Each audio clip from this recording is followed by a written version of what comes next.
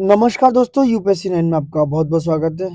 और ये पिछले 6 माह के करंट अफेयर के साथ आज चर्चा करेंगे अंतर्राष्ट्रीय घटनाओं पर। दोस्तों, जो इंटरनेशनल इवेंट्स हुए हैं पिछले जो 6 महीने में, ये हालांकि जनवरी 2026 तक कंप्लीट है ये घटनासार। तो उन सारी घटनाओं की जो इंटरनेशनल लेवल पर हुई हैं उनकी चर्चा करेंगे। ये हमारे जितने भी कॉम्पिटेटिव एग्जाम्स हैं, चाहे यूपीएसआई दे रहे हैं, चाहे स्टेट पीसीएस दे रहे हैं, या जितने भी आप लेखपाल, दरोगा, पुलिस, या जितने भी एसएससी वगैरह के एग्जाम है, वहाँ के लिए बहुत ही जरूरी है। मैं इसको बहुत ही क्रिप्स तरीके से अपने पॉइंट ऑफ व्यू निकालकर इसको एक्सप्लेन करता हूँ दोस्तों, और इसको एक्सप्लेन करने वाला हूँ। तो मिस बिल्कुल मत करना, लास्ट तक और एंड तक जरूर बने रहिएगा, क्योंकि एक एक पॉइंट बहुत ही बेहतरीन है। यहाँ से क्वेश्चन कहीं भी बाहर नहीं जाता है। एक भी क्वेश्चन किसी भी करंट अफेयर में, किसी भी एग्जाम में यहाँ से बाहर नहीं मिलेगा आपको। तो चर्चा करते हैं। पहली यात्रा है मोदी जी की, उस पर चर्चा करेंगे।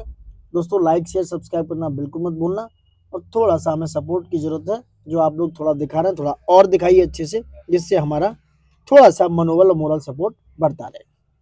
चलिए बात करेंगे दोस्तों। पहली यात्रा है मोदी जी की, और ये 3 देशों की यात्रा है, ज्यादा कुछ नहीं बताएंगे। और इस यात्रा की जो तिथि है, मोदी जी 15 से 18 दिसंबर 2025 को जॉर्डन, इथोपिया और ओमान, दोस्तों इन 3 देशों की यात्रा पर थे। याद रखना, जॉर्डन, इथोपिया और ओमान, और डेट है 15 से 18 दिसंबर 2025।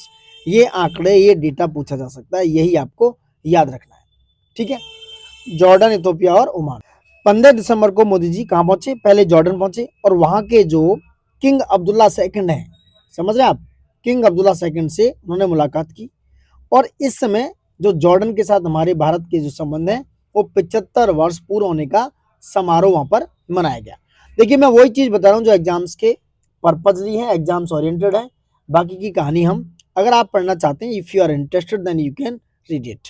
चलिए, जॉर्डन हमारे लिए क्यों जरूरी है? तो जॉर्डन दोस्तों पश्चिम एशिया के मध्य में स्थित है, वेस्ट एशिया के मिडिल में स्थित है, और यहाँ 5 अरब देशों और इजराइल से उसकी सीमा लगती है। जॉर्डन की सीमा 5 अरब देश और इजराइल से लगती है। ठीक है, तो यहाँ पे ये कह सकते हैं कि जो जॉर्डन है दोस्तों, वो एशिया और अफ्रीका और यूरोप के एक चौराहे पर स्थित है। जो जॉर्डन है बहुत इंपॉर्टेंट है। और हाँ, जॉर्डन अपने अकाबा बंदरगाह, उस पर एक अकाबा बंदरगाह भी है। मैं यहाँ बताता हूँ कि अकाबा बंदरगाह कहाँ पर है? जॉर्डन में। तो अकाबा पोर्ट पूछा जाए तो ये जॉर्डन में है, जो लाल सागर से जुड़ा हुआ है, जो रेड सी है उसके साथ ये जुड़ा हुआ है अकाबा पोर्ट, जो कि कहाँ का है? जॉर्डन का है। Got it. चलिए नेक्स्ट देखेंगे। यहाँ पर दोस्तों हमारी जो जॉर्डन की पेट्रा और भारत की एलोरा गुफाओं के बीच एक आपसी समझ बढ़ाने को लेकर सहमति बनी है। ये सारी चीजें हुई हैं। भारत जो है जॉर्डन का तीसरा सबसे बड़ा व्यापारिक साझेदार है। दोनों पक्षों ने व्यापार, निवेश, रक्षा, इन सब पर सहमति जताई। अब बात करेंगे इथोपिया की। अब जॉर्डन के बाद मोदी जी पहुंच गए इथोपिया। 15 दिसंबर को पहुंचे जॉर्डन। उसके बाद मोदी जी 16 से 17 दिसंबर 2025 में इथोपिया की यात्रा पर थे। वहाँ इथोपिया के पीएम है डॉक्टर अबी अहमद अली। इन्होंने आदिस अबाबा, जो इथोपिया की कैपिटल है आदिस अबाबा, उसके एक अंतर्राष्ट्रीय सम्मेलन केंद्र में एक समारोह में क्या किया?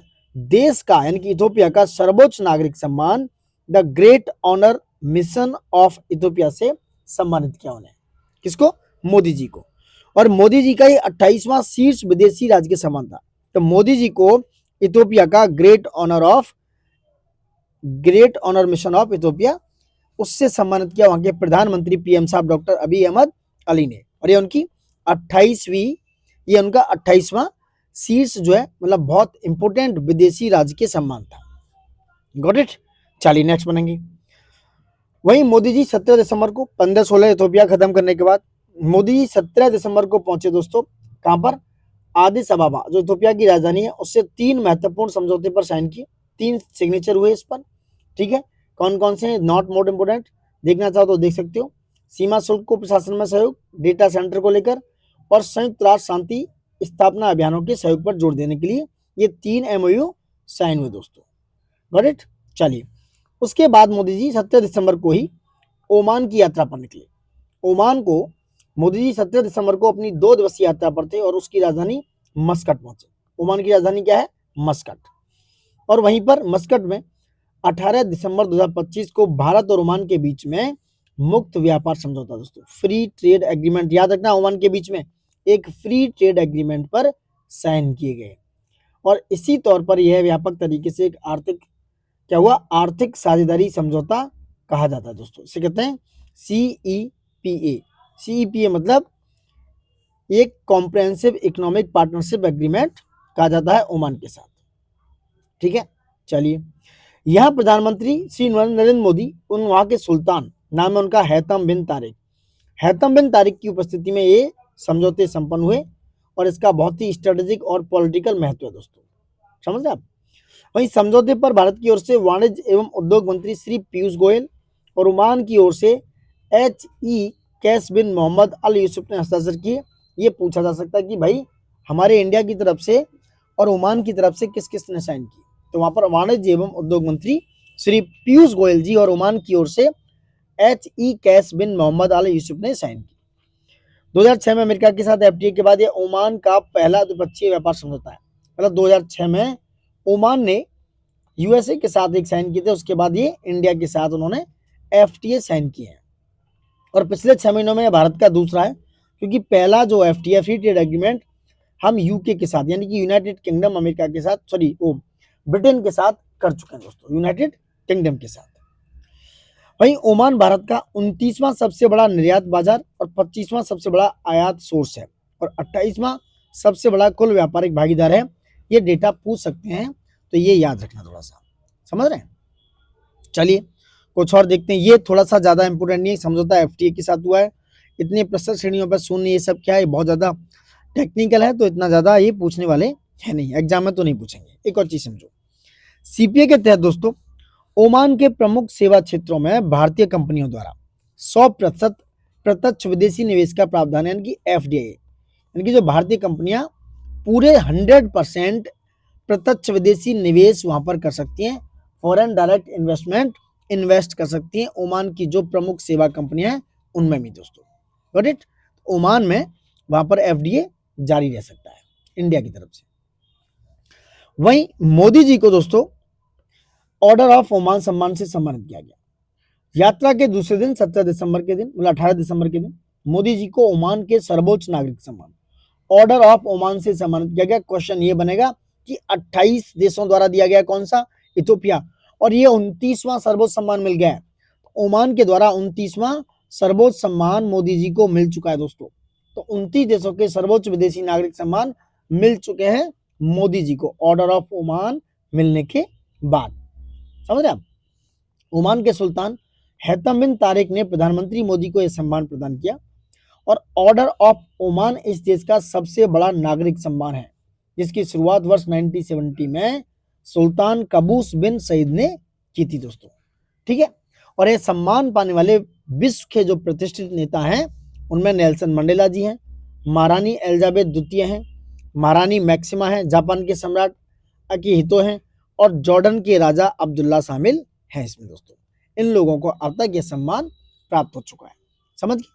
तो ये थी 3 मोदी जी की बेहतरीन यात्राएं, जॉर्डन, उसके बाद इथोपिया और ओमान की यात्राएं।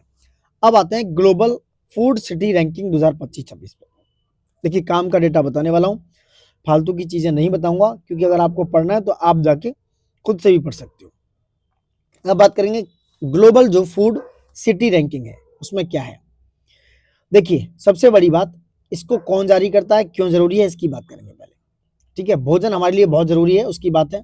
तो 25-26 के विश्व के 10 सर्वश्रेष्ठ खाद्य शहरों की सूची उन स्थलों को उजागर करती है जहां भोजन, संस्कृति, फ्यूजन, पहचान और अनुभव को परिभाषित करता है दोस्तों, क्योंकि यहाँ पर हर कल्चर का, हर खाने का एक फ्यूजन है दोस्तों। वहीं टेस्ट एटलस ने जारी की है ये रैंकिंग, यानी कि टेस्ट एटलस के द्वारा ये ग्लोबल फूड सिटी रैंकिंग में इतालवी जो शहर है, कौन सा, इतालवी शहर को वैश्विक खाद्य परिदृश्य पर वर्चस्व साबित है, जबकि भारतीय शहर मुंबई विश्व के 5वें सर्वश्रेष्ठ खाद्य शहरों के रूप में स्थान बनाने में सफल रहा है दोस्तों, ठीक है। देखिए शीर्ष 10 रैंकिंग वाले शहर हैं, बहुत ज्यादा इंपोर्टेंट नहीं कहूंगा लेकिन फिर भी देख सकते हो।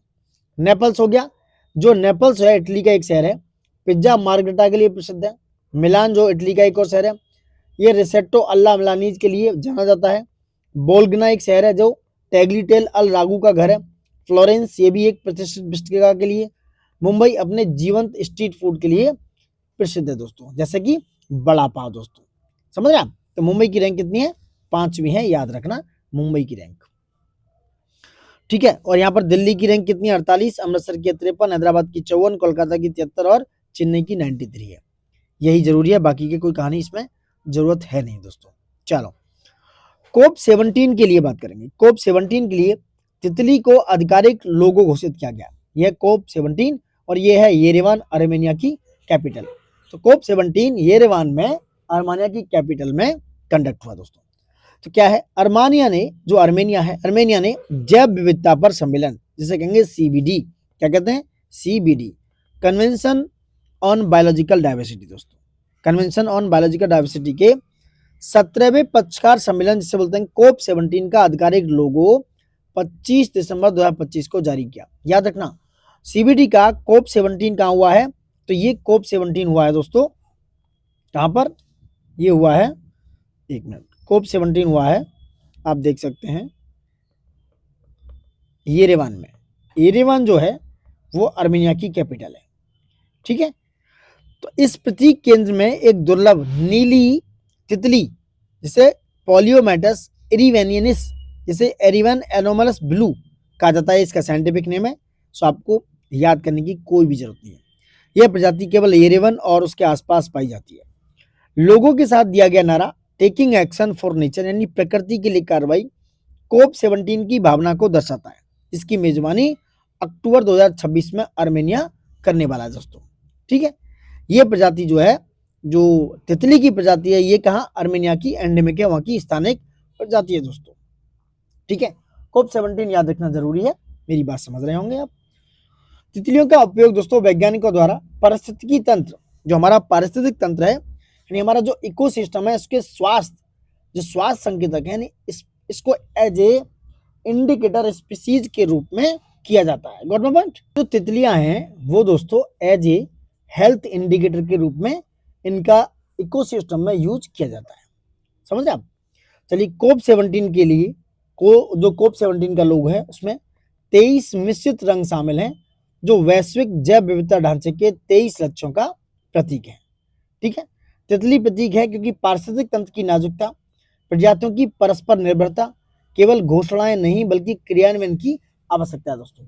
ये ना कहना चाहना कि there is a need of this action, यहाँ पर एक्शन की जरूरत है दोस्तों। इसलिए आपको इकोसिस्टम या हमारा जो इन्वायरमेंट है उसको संरक्षित या कंजर्व करना है। Got a point? अब आते हैं दुनिया के शीर्ष 100 हथियार कंपनियों की कमाई 5.9% बढ़ी। हथियार कंपनियों की कमाई बढ़ने के पीछे देखेंगे, दिसंबर 2025 में सिप्री को आप जानते हैं, Stockholm International Peace Research Institute है, इसने एक रिपोर्ट जारी की। इसने बताया कि भाई दुनिया की 100 सबसे बड़ी हथियार व सैन्य सेवा कंपनियां कमाई के मामले में 5.9% की वृद्धि कर चुकी हैं, यानी कि उनमें अब 5.9% की वृद्धि देखी गई है। क्योंकि आप देखेंगे यूक्रेन और गाजा, जो यूक्रेन जैसे और गाजा के युद्ध हैं, वैश्विक और क्षेत्रीय भू राजनीतिक जो तनाव है, उसकी वजह से हथियारों की मांग काफी बढ़ रही है। इन कंपनियों ने 2024 में 679 यानी कि $679 अरब कमाए, जिससे युद्ध के मैदान में कॉर्पोरेट रक्षा आपूर्तिकर्ताओं की भूमिका का पता चलता है। समझ रहे हैं भाई? ये आपस में लड़ाएंगी भी, पैसे देंगी लड़ाने को, फिर अपने ही हथियार बेचेंगी। सो प्लीज आपस में मत लड़िए। देखिए, जो वैश्विक सैन्य उत्पादन में विविधता का संकेत दिखती है, सिपरी की 100 कंपनियां, जो सिपरी के अकॉर्डिंग है, 100 कंपनियों की सूची में 3 भारतीय कंपनियां हैं। हिंदुस्तान एरोनॉटिक्स लिमिटेड को 44वें स्थान पर, याद रखना जो HAL है, हिंदुस्तान एरोनॉटिक्स को 44वें स्थान पर रखा गया है। भारत इलेक्ट्रॉनिक्स को 58वें स्थान पर, मजगांव डॉक से बिल्डर्स को 91वें स्थान पर शामिल किया गया है as per the Sipri report दोस्तों। समझ रहे आप? ये सारी चीजें। भाई सिपरी की वर्तमान 100 कंपनियों की सूची में अमेरिका की 30 कंपनियां शामिल है। भाई अमेरिकन तो एक नंबर के खतरनाक लोग हैं, ये तो लड़वाएंगे फिर अपनी हथियार बेचेंगे। सो प्लीज इनकी बातों में बिल्कुल नहीं आना है। जिनमें प्रमुख है लॉकहीड मार्टिन, नॉर्थरोप ग्रुम और जनरल डायनेमिक्स, जिनका संयुक्त राजस्व 3.8% बढ़कर अकेले $334 अरब हो गया है। 340 अरब डॉलर पहुंच चुका है दोस्तों। ठीक है, यूरोप की 26 कंपनियों में से 23 कंपनियों के हथियार राजस्व में वृद्धि देखी गई है। तो ये सारी चीजें आप देख सकते हो। और हाँ, यूक्रेन सबसे बड़ा हथियार आयातक देश बनकर उभरा है। तो अब अगर पूछा जाए 20 से 24 में 4 सालों में यूक्रेन ने सबसे ज्यादा हथियार इंपोर्ट किए हैं। उसके हथियार इंपोर्ट का लेवल है 9,627% की वृद्धि देखी गई है। कितनी? यूक्रेन में 9,627% की वृद्धि देखी गई है। वहीं अमेरिका सबसे बड़ा हथियार निर्यातक देश रहा दोस्तों। सबसे ज्यादा बेचा किसने? अमेरिकन ने। तभी ये यूक्रेन को सपोर्ट कर रहे थे कि भाई लड़ते रहो रसिया के साथ, आप संधि मत करो। ठीक है, ये सारे आंकड़े हैं, ये खतरनाक लोग हैं। चलिए, मालदीव HIV, सिफिलिस और हेपेटाइटिस बी के मां से बच्चे में संचरण का त्रि-उन्मूलन प्राप्त करने वाला पहला देश मिला है। त्रि-उन्मूलन का मतलब है ट्रिपल एलिमिनेशन या ट्रिपल इरेडिकेशन। मतलब मालदीव ने दोस्तों इन तीनों बीमारियों का मूल्यांकन, उन्मूलन, एलिमिनेशन कर दिया है। अक्टूबर 2025 में WHO की रिपोर्ट आई जिसमें मालदीव को विश्व का पहला ऐसा देश घोषित किया है जिसने HIV एक वायरस बीमारी है, सिफिलिस और हेपेटाइटिस बी के मात्र से शिशु संचरण यानी कि जो माता से मदर से बच्चों में जो चिल्ड्रंस में जो ट्रांसफॉर्मेशन होता है यानी कि जो ट्रांसफर होता है, ट्रांसमिशन होता है, उसको रोकने के लिए, उसको खत्म करने के लिए त्रि-उन्मूलन हासिल किया है दोस्तों। ठीक है, तो ये काम मालदीव ने किया। बाकी की न्यूज आप देखना चाहो तो पढ़ सकते हो। ये जरूरी था कि मालदीव ऐसा पहला कंट्री बन गया है जिसने 3 चीजों को मां से बच्चों में न जाने से पूरी तरीके से एलिमिनेट कर दिया है। Got my point? चलो कुछ और देखते हैं। IUCN द्वारा, IUCN ये ICUN नहीं, IUCN है, IUCN भाई सही से तो लिखना चाहिए इन घटना सर वालों को। IUCN द्वारा पहली बार बाघ के लिए green estate of species report जारी की गई है। एज पर द अंतरराष्ट्रीय प्रकृति संरक्षण संघ, दैट इज IUCN, क्या है? International union for conservation of nature. इसके द्वारा पहली बार बाघ यानी कि पैंथेरा टाइगर्स के लिए green states of species report जारी की गई। इस रिपोर्ट में बाघ को एशिया के अधिकतर क्षेत्र में क्रिटिकली डिप्लीटेड यानी अत्यंत कम होने वाली प्रजाति बताया गया दोस्तों। क्या बताया गया? क्रिटिकली डिप्लीटेड यानी अत्यंत कम होने वाली प्रजाति बताया गया है बाघ को दोस्तों। खासकर कहां? एशिया के क्षेत्र में। कहां पर? एशिया के क्षेत्र में, जो एशिया में। क्योंकि दोस्तों बाघ के प्राकृतिक आवास हैं, जो नेचुरल हैबिटेट में भारी कमी देखने को मिली। जनसंख्या के घटने के कारण यह स्थिति उत्पन्न हो गई है। कई क्षेत्रों में बाघ लुप्त प्राय हो चुके हैं और संकटग्रस्त हो गए हैं दोस्तों। ठीक है, बाघ को कई खतरों का सामना करना पड़ रहा है, जैसे आवास के छिन्न-भिन्न होने से, उनका जो हैबिटेट है उसके छिन्न-भिन्न होने से, मनुष्यों के साथ उनके कॉन्फ्लिक्ट देखने को मिल रहे हैं, अवैध शिकार और पर्यावरणीय परिवर्तन देखने को, क्लाइमेट चेंज है, अवैध शिकार हो रहा है उनका। लेकिन यदि संरक्षण को जारी रखा और मजबूत किया गया तो बाघ की दीर्घकालिक सुरक्षा और पुनरुद्धार उनका संभव है। जैसे कई क्षेत्रों में पूरी तरह से पुनर्जीवित हो सकते हैं बाघ। तो ये चीज पर ध्यान रखना हमारी जिम्मेदारी है। बुल्गारिया दोस्तों, ये इंपोर्टेंट न्यूज है, बहुत इंपोर्टेंट न्यूज है बुल्गारिया के रिगार्डिंग। बुल्गारिया दोस्तों क्या है? बुल्गारिया बना यूरोजोन का 21वां सदस्य। कौन सा? 21वां सदस्य बन गया बुल्गारिया, 21वां, याद रखो 21। बुल्गारिया 1 जनवरी 2026 को आधिकारिक रूप से यूरोजोन का 21वां सदस्य बन गया है 1 जनवरी 2026 में, जिसने अपनी पुरानी मुद्रा यानी कि लेव को बदलकर, तो बुल्गारिया की जो मुद्रा थी वो थी लेव दोस्तों, उसको बदलकर उन्होंने यूरो को एक्सेप्ट कर लिया है। किसको? यूरो को एक्सेप्ट कर चुके हैं। यूरोजोन में शामिल होने से बुल्गारिया को मूल्य स्थिरता, आसान व्यापार, निवेश जैसे लाभ मिलेंगे और बुल्गारियाई नागरिक अब अपनी पुरानी मुद्रा लेव को बैंकों और डाकघरों में यूरो में बदल सकते हैं। समझ रहे हैं? ये सारी चीजें हुई हैं। बुल्गारिया 21वां सदस्य बन गया यूरोजोन का, ये बात इंपोर्टेंट है, याद रखना। चलो अब बात होगी ग्लोबल AI वाइब्रेंसी टूल 2025 की। स्टैनफोर्ड का ये ग्लोबल AI वाइब्रेंसी टूल है।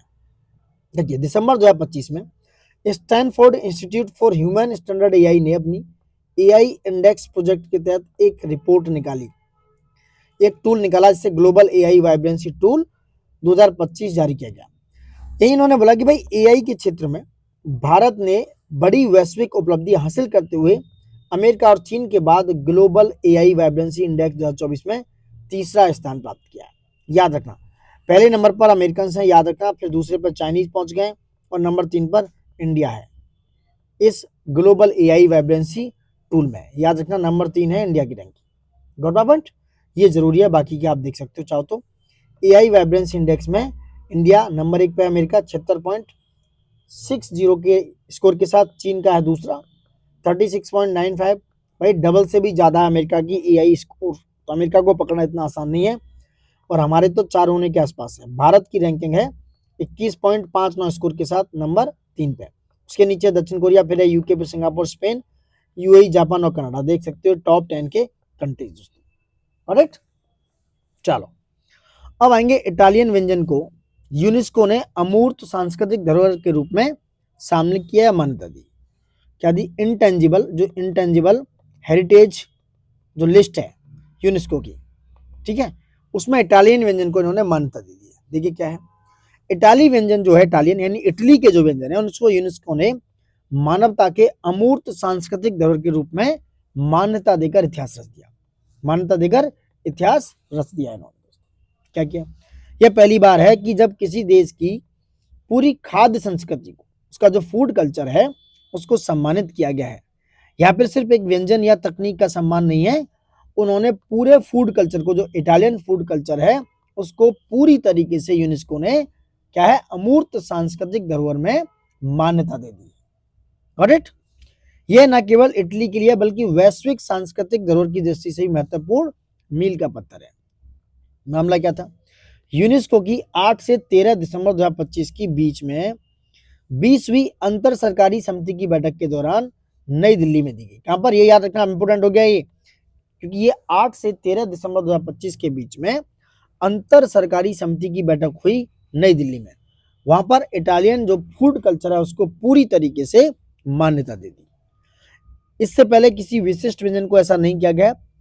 यूनेस्को का यह दर्जा इटली के कृषि मंत्रालय द्वारा पारंपरिक तरीके से खाद्य पदार्थ उगाने, एकत्र करने, तैयार करने और परोसने की विधि को मान्यता दिलाने के लिए चलाए गए 3 वर्ष के अभियान का परिणाम है।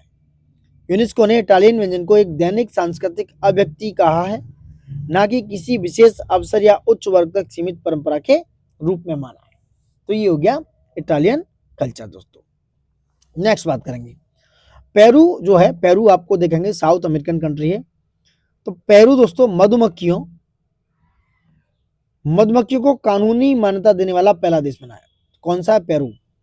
प्रकृति के संरक्षण की दिशा में एक ऐतिहासिक कदम उठाते हुए पेरू के अमेज़न वर्षा वनों में पाई जाने वाली बिना डंक वाली मधुमक्खियों को कानूनी अधिकार, भैया याद रखना, इन्हें लीगल राइट्स दे दिया है। किसने? पेरू ने।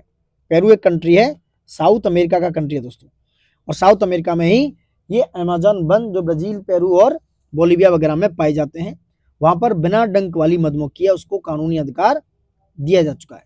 यह दुनिया का पहला ऐसा इंसेक्ट है, कीट बन गया है, जिन्हें इंसान के समान कानूनी सुरक्षा प्राप्त हुई है दोस्तों। इंसान के समान कानूनी सुरक्षा प्रोवाइड की गई है। पेरू की सतिपो नगर पालिका ने इस संबंध में खास अध्यादेश जनवरी 2026 में पारित किया। इतना जरूरी है, याद रखना, ठीक है। हुआ क्यों है? क्योंकि दोस्तों इनके अस्तित्व पे रहने और फलने फूलने का अधिकार, प्रदूषण मुक्त वातावरण का अधिकार, जलवायु संकट का नुकसान की स्थिति में अदालत में कानूनी प्रतिनिधित्व पाने का अधिकार इन मधुमक्खियों को दिया गया है, ठीक है। कुछ वर्षों में जलवायु परिवर्तन, वनों की कटाई का होना, कीटनाशकों का इतना यूज हो गया है कि इनकी संख्या घट गई है दोस्तों। क्लाइमेट चेंज हो रहा है, डिफॉरेस्टेशन हो रहा है, इंसेक्ट्स वगैरह जो होता है, कीटनाशक, उनका यूज इतना बढ़ गया है कि भाई मधुमक्खियां और वैसे छोटे छोटे इंसेक्ट्स वगैरह की क्या है, जनसंख्या या संख्या घटती जा रही है। अमेज़न रिसर्च इंटरनेशनल और अर्थ लॉ सेंटर ने मिलकर इन कीटों के लिए कानूनी सुरक्षा सुनिश्चित की है भाइयों, ठीक है। अब वैश्विक पासपोर्ट रैंकिंग 2025 है, नई वाली देखना, ऑर्टन कैपिटल ने दिसंबर 2025 में जारी की थी। पासपोर्ट इंडेक्स में यूएई को दुनिया का सबसे शक्तिशाली पासपोर्ट घोषित किया गया है।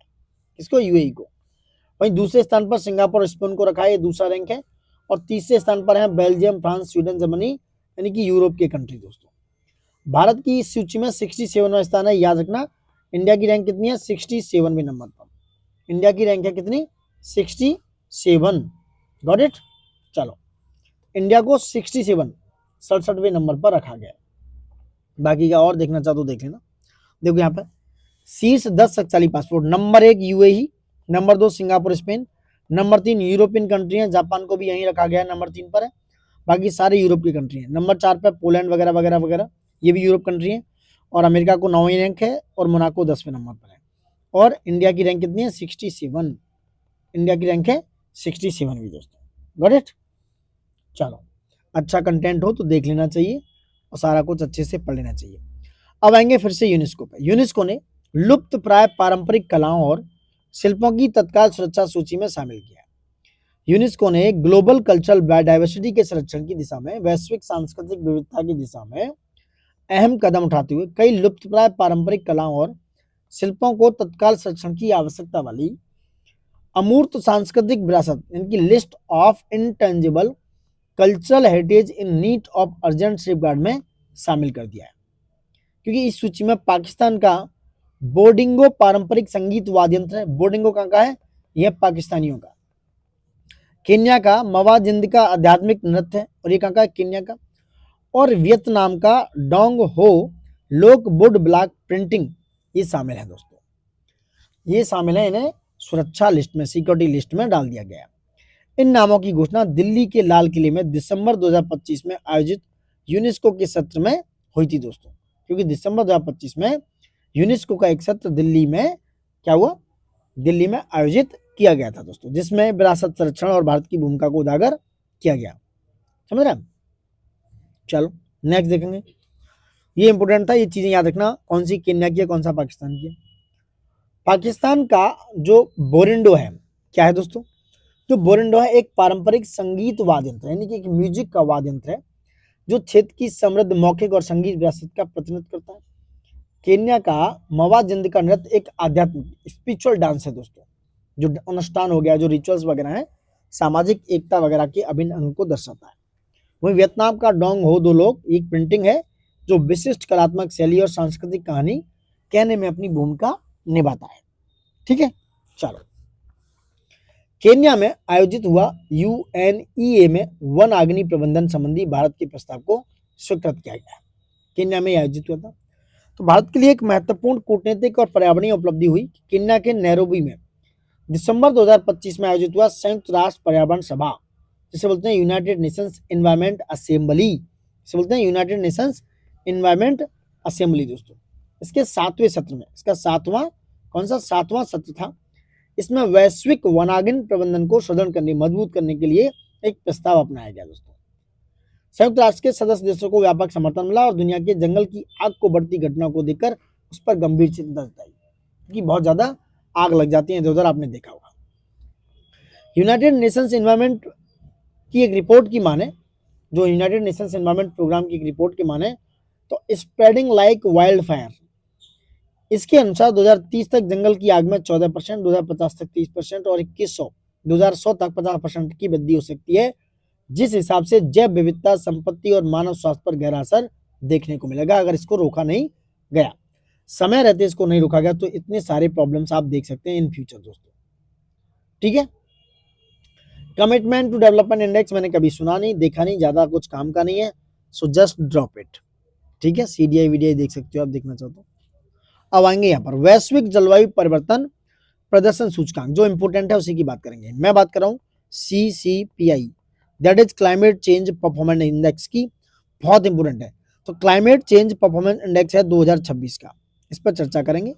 इस तरीके के क्वेश्चंस को आप देखिए जो एग्जाम्स के ओरिएंटेशन में आते हैं। 18 नवंबर 2025 को ब्राजील के बेलम में, आपने देखा COP30 हुआ वहां पर। तो COP30 कहां पर हुआ, ब्राजील के बेलम में COP30 आयोजित हुआ। वहीं पर वैश्विक जलवायु परिवर्तन प्रदर्शन सूचकांक CCPI 2026 यानी कि क्लाइमेट चेंज परफॉर्मेंस इंडेक्स जारी किया गया। पूछा जाए तो ये कब, COP30 में जो बेलम ब्राजील में हुआ वहां पर CCPI को जारी किया गया। German watch, new climate institute और क्लाइमेट एक्शन नेटवर्क, ये 3 संस्था है, याद रखना। जर्मन वॉच है, न्यू क्लाइमेट इंस्टीट्यूट और एक है क्लाइमेट एक्शन नेटवर्क, जिसे मैं कैन बोलता हूँ, CAN कैन। इनके द्वारा ये हमेशा से जारी किया जाता है। 2026 में CCPI जारी किया गया। ये 3 संस्थाएं जारी करती हैं, जर्मन वॉच याद रखना, न्यू क्लाइमेट इंस्टीट्यूट याद रखना और क्लाइमेट एक्शन नेटवर्क। इसमें दोस्तों CCPI 2026 में डेनमार्क, कौन सा, डेनमार्क जो है सबसे उच्च रैंक प्राप्त की इसने, नंबर 1 पर डेनमार्क रहा। क्लाइमेट चेंज में परफॉर्मेंस इंडेक्स में सबसे बेहतरीन डेनमार्क ने स्कोर किया। इसका स्कोर था 80.52, 80.52 स्कोर के साथ ये चौथे स्थान पर रहा। ठीक है, चौथे का मतलब है कि पहले 3 स्थान 1, 2, 3 इसमें खाली रखे गए, हमेशा से ये खाली रखे गए 1, 2, 3। तो 4th स्थान डेनमार्क का है, इसी को हम पहला स्थान मान लेंगे। ठीक है, वही यूनाइटेड किंगडम का 5वां हो गया और मोरक्को का 6ठा हो गया, याद रखना। चौथा स्थान हो गया डेनमार्क का, डेनमार्क के बाद हो गया यूनाइटेड किंगडम, उसके बाद हो गया मोरक्को। इनका 5वां और 6ठा स्थान है। शीर्ष 3 स्थान लिखते हैं जैसे कि मैंने आपको बताया था। ये देखो इंडेक्स देख सकते हो आप, इसमें 1, 2, 3 ये तीनों स्थान रिक्त हैं। डेनमार्क चौथे पे, 5 पे यूनाइटेड किंगडम, 6ठे पे मोरक्को है, 7वें पे चिली, 8वें पे लग्जमबर्ग, 9वें पे लिथुआनिया और 10 पर नीदरलैंड है। डेनमार्क का स्कोर इतना है, स्कोर भी आप चाहो तो देख सकते हो, 80.52 स्कोर है इसका, समझ रहे आप। अब और बात करते हैं, G20 देशों की माने उनके प्रदर्शन से निराशाजनक रहा ये कंट्री। G20 देशों का प्रदर्शन बहुत ही ज्यादा निराशाजनक रहा, जबकि यह वैश्विक उत्सर्जन के 75% से अधिक के लिए जिम्मेदार है अकेला G20 देशों में केवल यूनाइटेड किंगडम ने उच्च रेटिंग प्राप्त की, यानी यूके ने सिर्फ G20 में, यूके ऐसा कंट्री था जिसका 5वां स्थान है डेनमार्क के बाद, और इसने एक उच्च रेटिंग प्राप्त की जिसका स्कोर है 70.80। इस स्कोर के साथ अकेला यूके ऐसा कंट्री है जिसने उच्च रेटिंग प्राप्त की। दोस्तों यह सूचकांक जो है CCPI जो है 63 देशों और यूरोपीय संघ के जलवायु समन प्रदर्शन का मूल्यांकन करता है, जो सामूहिक रूप से ग्लोबली वैश्विक ग्रीन हाउस उत्सर्जन के 90% से अधिक के लिए जिम्मेदार है। अब इस सूचकांक का दोस्तों मूल्यांकन कैसे किया जाता है, इस पर बात करते हैं। इसके मूल्यांकन के लिए 4 श्रेणियों में इसको विभाजित किया जाता है। नंबर 1, ग्रीन हाउस गैस उत्सर्जन का वेटेज होता है करीब 40%, नवीकरणीय ऊर्जा का वेटेज होता है 20%, ऊर्जा उपयोग का जो वेटेज होता है 20% और जलवायु नीति का जो वेटेज होता है वो होता है 20%। इन 4 श्रेणियों के वेट पर, 4 श्रेणियों के आधार पर जो क्लाइमेट चेंज परफॉर्मेंस इंडेक्स है उसको निकाला जाता है, उसको क्या है, स्कोर दिया जाता है। दोस्तों समझ रहे आप। अब 2026 के सूचकांक में भारत की स्थिति देखें तो भारत की स्थिति 13 स्थान खिसक कर, कितना, 13 स्थान खिसक कर 2025 में ये 10वें स्थान पर था, लेकिन भाई 2026 में याद रखना इंपॉर्टेंट है, ये 23वें स्थान पर। ये क्वेश्चन आ रहा है, 100% आ रहा है, 100% आ रहा है। जो 2025 में क्लाइमेट चेंज परफॉर्मेंस इंडेक्स में इंडिया का रैंक था 10 और अब हो गया ये 23वें स्थान पर। 23वें स्थान पर, दोबारा लिख रहा हूं, इंडिया की रैंक 13 स्थान खिसक गई है 2026 में। श्रेणीवार भारत का प्रदर्शन इस प्रकार के, ग्रीन हाउस गैस उत्सर्जन में मध्यम है, ऊर्जा उपयोग में मध्यम है, जलवायु नीति में मध्यम है, लेकिन भारत के प्रदर्शन में गिरावट का मुख्य कारण है जलवायु नीति और ये सारे कारण। दोस्तों क्योंकि इंडिया की जो कोयले पर भारी निर्भरता देखने को मिलती है, कोयले के उपयोग को समाप्त करने की स्पष्ट समय सीमा का अभाव है, ये सारी चीजें देखने को मिलती है। करेक्ट। सबसे कम रैंकिंग वाले देशों में सऊदी अरब जो 67वें स्थान पर है। कौन, सऊदी अरब 67वें स्थान पर है। वहीं ईरान 66वें और संयुक्त राज्य अमेरिका इसको 65वें, यूएसए का रैंक है 65वां। दोस्तों कितना है, क्लाइमेट चेंज परफॉर्मेंस इंडेक्स में यूएसए का रैंक है 65वां। Got it. तो ये सारी चीजें आप देख सकते हो क्लाइमेट चेंज परफॉर्मेंस इंडेक्स के बारे में। ठीक है, नीचे से जो 10 कंट्री है वो देखो आप, सऊदी अरब हो गया, फिर ईरान हो गया, फिर उसके बाद अमेरिका है, फिर रूस है 64वें, यानी 64, 65, 66, 67 में जाएंगे तो अच्छी कंट्री है। कोरिया 63 पे, 62 पे, ये कनाडा 61 पे, तो ये सारे, चीन कहाँ है 59 पे। ठीक है, इंडिया का रैंक कितना है इसमें, इंडिया का रैंक है इसमें 23rd। ठीक है, 23rd, 13 स्थान खिसक गया इंडिया, इसलिए इसका रैंक है 23rd। दोस्तों चलो एक और इंपोर्टेंट न्यूज है, अमेरिका ने, यूएसए ने क्या किया, सऊदी अरब को मेजर नॉन नाटो सहयोगी का दर्जा दे दिया, यानी कि मेजर नॉन नाटो कंट्री है सऊदी अरब। दोस्तों 19 नवंबर 2025 को अमेरिकी राष्ट्रपति डोनाल्ड ट्रंप ये सऊदी अरब के मेजर नॉन नाटो सहयोग का दर्जा दे चुके हैं, जो क्राउन प्रिंस मोहम्मद बिन सलमान के व्हाइट हाउस दौरे के दौरान घोषित किया गया, क्योंकि जो सऊदी अरब के क्राउन प्रिंस हैं वो व्हाइट हाउस के दौरे पर थे। यह दर्जा सऊदी अरब को अमेरिकी सैन्य सहयोग और तकनीकी लाभ प्रदान करता है, हालांकि यह पूर्ण रक्षा संधि नहीं है। अमेरिका ने सऊदी को F-35 स्टील लड़ाकू विमानों की बिक्री की मंजूरी दी, जो क्षेत्रीय वायु शक्ति में एक बड़ा बदलाव है। सऊदी अरब ने अमेरिका में निवेश को 600 अरब डॉलर से बढ़ाकर $1 ट्रिलियन करने का वादा किया है। मेजर नॉन नाटो सहयोगी ये होते कौन है? जो मेजर बड़े जो नॉन नाटो सहयोगी हैं वो देश होते हैं जिसे अमेरिका सैन्य और आर्थिक सहयोग में प्राथमिकता देता है। क्या होता है? सैन्य यानी कि जो इकोनॉमिक और जो स्ट्रेटेजिक तरीके से है उनमें क्या है, उनको प्राथमिक देता है, लेकिन वह नाटो का सदस्य नहीं होता है। यानी प्राइमरी बेसिस पर मेजर नॉन नाटो सहयोगियों को रखा जाता है। तो नवंबर में सऊदी अरब को नॉन नाटो सहयोगी का दर्जा मिल चुका है। Got it. अब बात करेंगे आरएसएफ यानी कि रिपोर्टर्स विदाउट बॉर्डर्स की प्रेस स्वतंत्रता के लिए खतरों की सूची। प्रेस स्वतंत्रता पर नजर रखने वाले अंतर्राष्ट्रीय संगठन रिपोर्टर्स विदाउट बॉर्डर्स ने नवंबर 2025 में अपनी प्रेस फ्रीडम यानी कि इसे कहते हैं प्रीडेटर्स यानी प्रेस स्वतंत्रता के लिए खतरा माने जाने वाले लोगों संगठनों की सूची जारी की। उन्होंने इसे प्रीडेटर यानी बच्चे की संज्ञा दी है। इस सूची में भारत की 2 संस्थाओं अडानी समूह और हिंदुत्ववादी वेबसाइट ऑफ इंडिया को भी शामिल किया गया।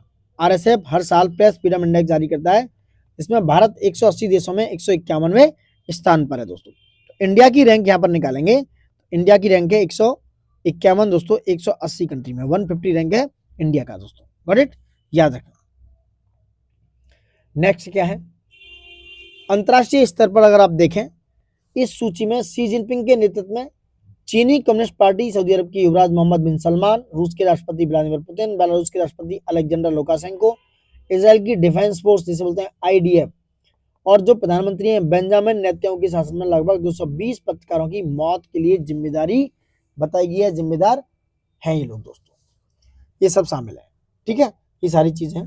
वहीं आरएसएफ ने भारत के गौतम अडानी को देश के दूसरे सबसे अमीर व्यक्ति और प्रधानमंत्री मोदी को उनके करीबी के रूप से चिन्हित किया है। ठीक है, ये सारी चीजें। उनके नेतृत्व वाली अडानी समूह और उसके सभी कंपनी स्वतंत्र मीडिया को चुप कराने के लिए व्यवस्थित तरीके से मानहानि और कंटेंट पर रोक लगाए जाने के मुकदमे इनका प्रयोग करती है। ये सारी चीजें आप देख सकते हो चाहो तो। आरएसएफ ने आप इंडिया की कॉन्स्पिरेसी थ्योरी को उनका घातक हथियार बताया है। रिपोर्ट के अनुसार हिंदू राष्ट्रवादी वेबसाइट ऑफ इंडिया उन पत्रकारों पर लगातार हमले करती है जो सरकार की आलोचना करते हैं दोस्तों। बहुत ही खतरनाक लेवल का गेम है, इसे समझने के लिए बहुत कुछ समझना पड़ेगा। Got it. अब आते हैं वैश्विक नवाचार सूचकांक 2025। सितंबर 2025 में विश्व बौद्धिक संपदा संगठन जिसे बोलते हैं विपो, वर्ल्ड इंटेलेक्चुअल प्रॉपर्टी ऑर्गेनाइजेशन है दोस्तों, इसके द्वारा ग्लोबल इनोवेशन इंडेक्स जिसे बोलते हैं GII यानी ग्लोबल इनोवेशन इंडेक्स 2025, कौन सा ये 2025 का, 26 नहीं है, 2025 जारी किया गया। रिपोर्ट का 18वां संस्करण में कुल 139 अर्थव्यवस्था 139 इकोनॉमी को शामिल किया गया, जिसमें स्विट्जरलैंड नंबर 1 पर है। स्विट्जरलैंड जो है ये क्या है, शीर्ष पर है दोस्तों, और नाइजर सबसे निम्न लो स्थान पर है दोस्तों।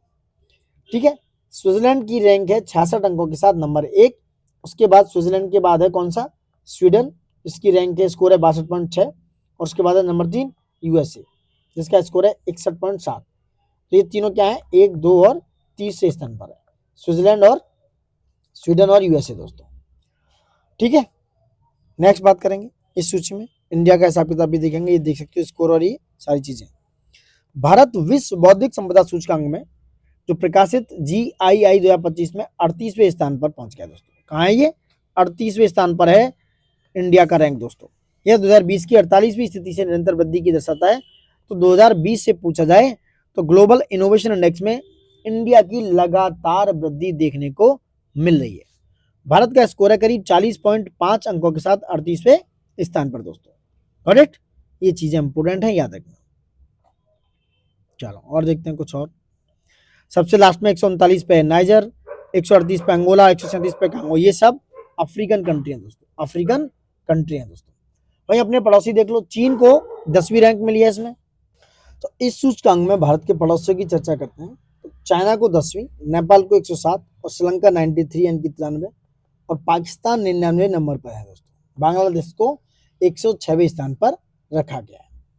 बात करेंगे Women Peace and Security Index 2025-26 की।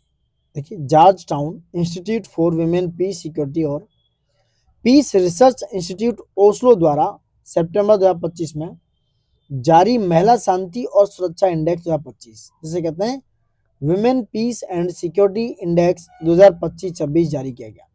इसमें 181 देशों में महिलाओं की स्थिति का समावेशन यानी कि उनका इंक्लूजन, न्याय यानी कि जस्टिस और सुरक्षा जैसे 3 प्रमुख आयामों के आधार मापता है, जिसमें स्कोर है आपका 0 से 1 के आसपास। रिपोर्ट के अनुसार वैश्विक स्तर पर महिलाओं की भलाई में प्रगति रुक गई है, जो 676 मिलियन महिलाओं ने पिछले 1 साल में संघर्ष का सामना किया है। 2010 की तुलना में ये 74% से अधिक है दोस्तों। तो बेहतर प्रदर्शन की बात करें जो नॉर्डिक देश है उनमें डेनमार्क का स्कोर है 0.93 स्कोर के साथ तीसरी बार शीर्ष पर है। कौन? डेनमार्क दोस्तों, इस शीर्ष पर है। जबकि आइसलैंड दूसरे पर, नॉर्वे तीसरे, स्वीडन चौथे और फिनलैंड 5वें स्थान पर रखा गया फिनलैंड को दोस्तों।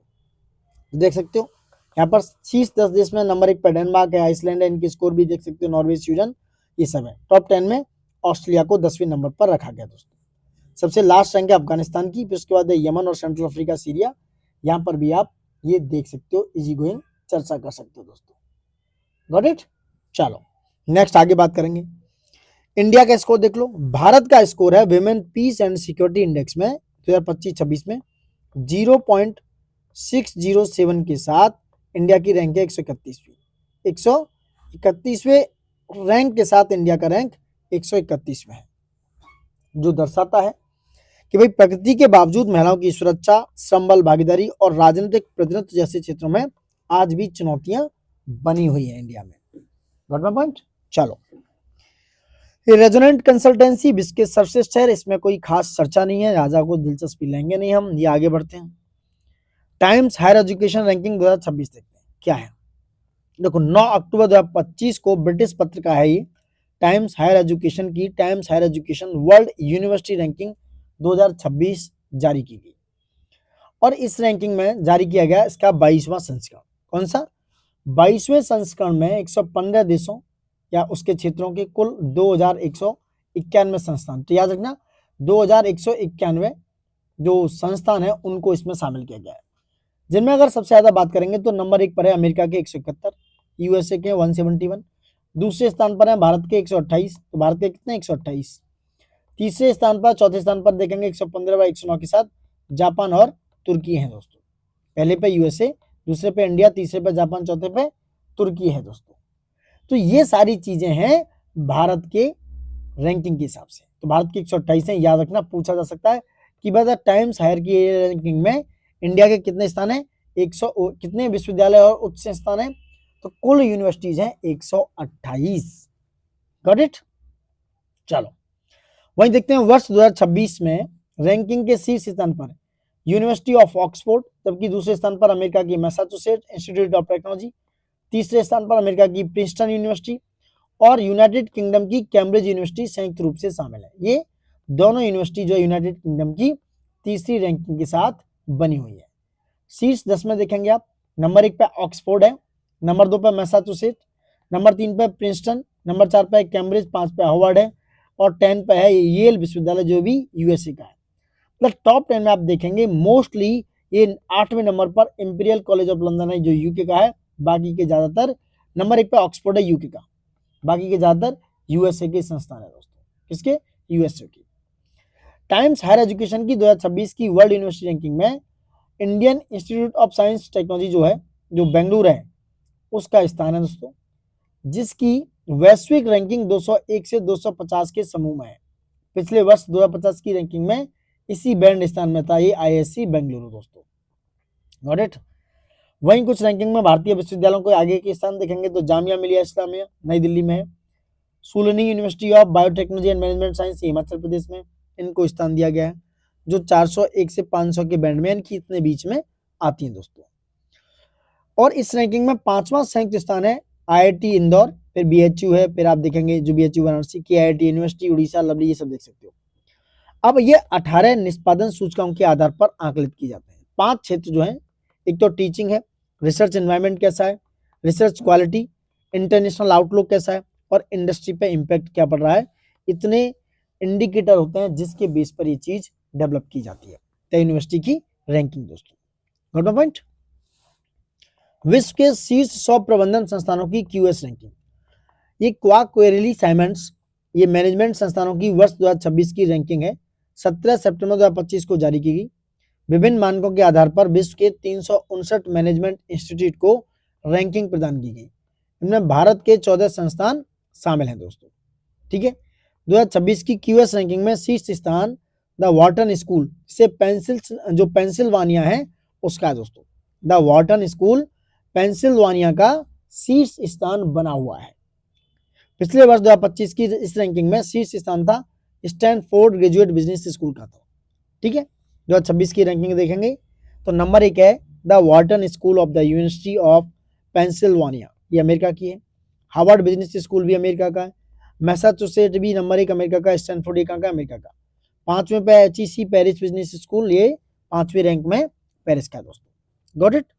भारत के 3 ही संस्थान इसमें 100 यानी कि टॉप 100 में है। यह IIM बेंगलुरु, इसकी रैंकिंग है IIM बेंगलुरु की 52 दोस्तों। कौन सा 52वां रैंक है। यह भारत के सभी प्रबंधन संस्थानों में सर्वोच्च है। और IIM अहमदाबाद का 58 है, IIM बेंगलुरु का 52 और IIM कोलकाता का 64 दोस्तों, याद रखना। Got it. अब बात करते हैं आसियान देशों का 47वां शिखर सम्मेलन। इंपोर्टेंट है, आसियान की बात हो रही है तो इंपोर्टेंट है। ये कौन सा 47वें नंबर का इनका शिखर सम्मेलन है, 47। दक्षिण पूर्व एशिया के 10 देश हैं, साउथ ईस्ट एशिया के 10 देश हैं। मैं बात करूंगा Indonesia, Malaysia, Singapore, Thailand, Philippines, Vietnam, Brunei, Cambodia, Myanmar व लाओस। ये आसियान कंट्रीज हैं दोस्तों। इनके संगठन आसियान यानी कि association of south east Asian Nations को दर्शाता है। इसका 47वां शिखर सम्मेलन मलेशिया की मेजबानी में उसकी राजधानी कुआलालंपुर में 26 से 28 अक्टूबर 2025 को हुआ था, याद रखना। 2007 से आसियान का शिखर सम्मेलन वर्ष 2 बार होता है।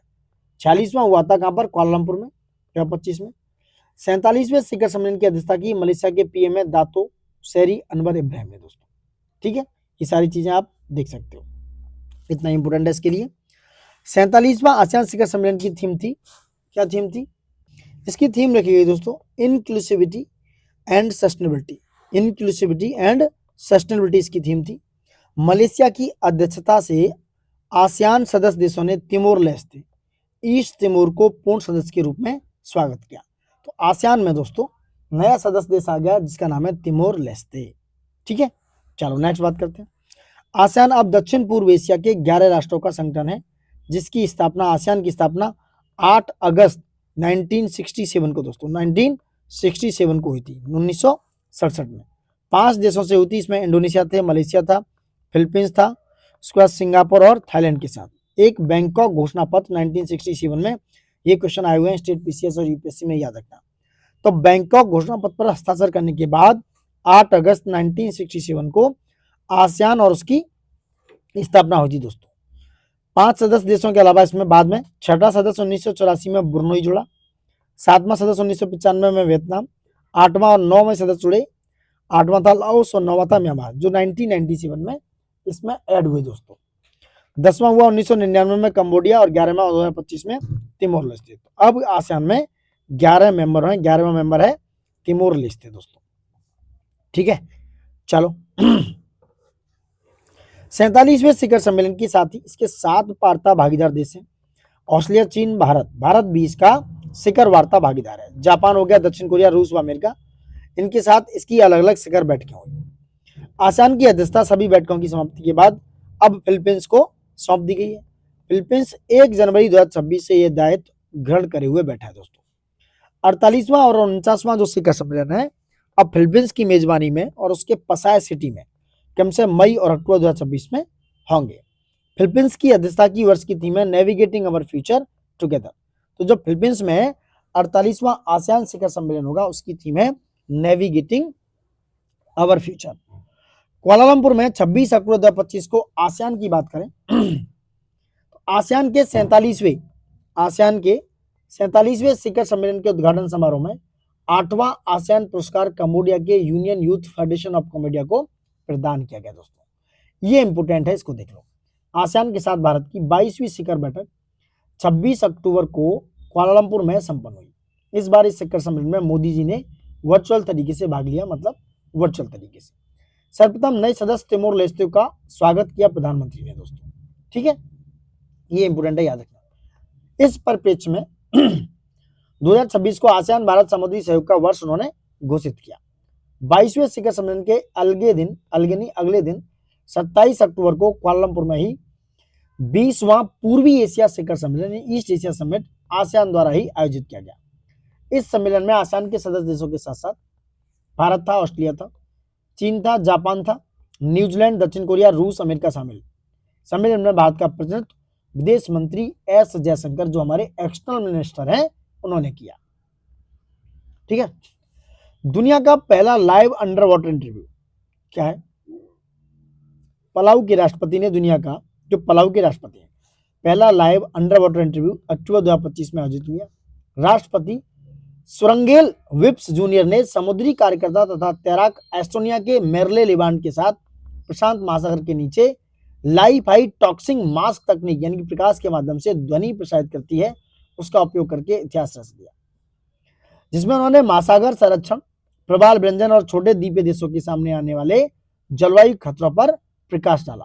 पलायू लगभग दोस्तों 300 द्वीपों का समूह है, जिसमें कुल भूमि क्षेत्रफल 458 वर्ग किलोमीटर है। इसकी राजधानी है नगेरुल मुद, विश्व की सबसे कम जनसंख्या वाली राजधानी है।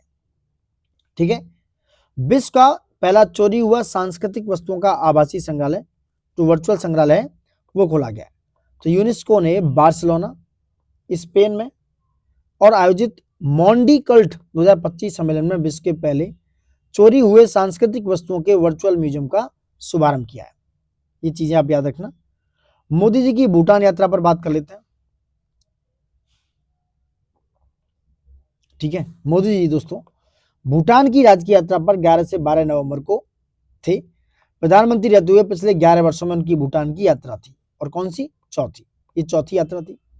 भूटान के चौथे नरेश जिग्मे सिंगे वांगचुक के 70वें जन्म दिवस के उपलक्ष्य में आयोजित कार्यक्रम में सम्मानित अतिथि गेस्ट ऑफ ऑनर के रूप में मोदी आमंत्रित थे। दोस्तों भूटान के साथ द्विपक्षीय वार्ता हुई और भारत और भूटान के बीच में 1020 मेगावाट का पुनात सांगचू सेकंड जल विद्युत परियोजना का संयुक्त रूप से उद्घाटन मोदी जी ने किया।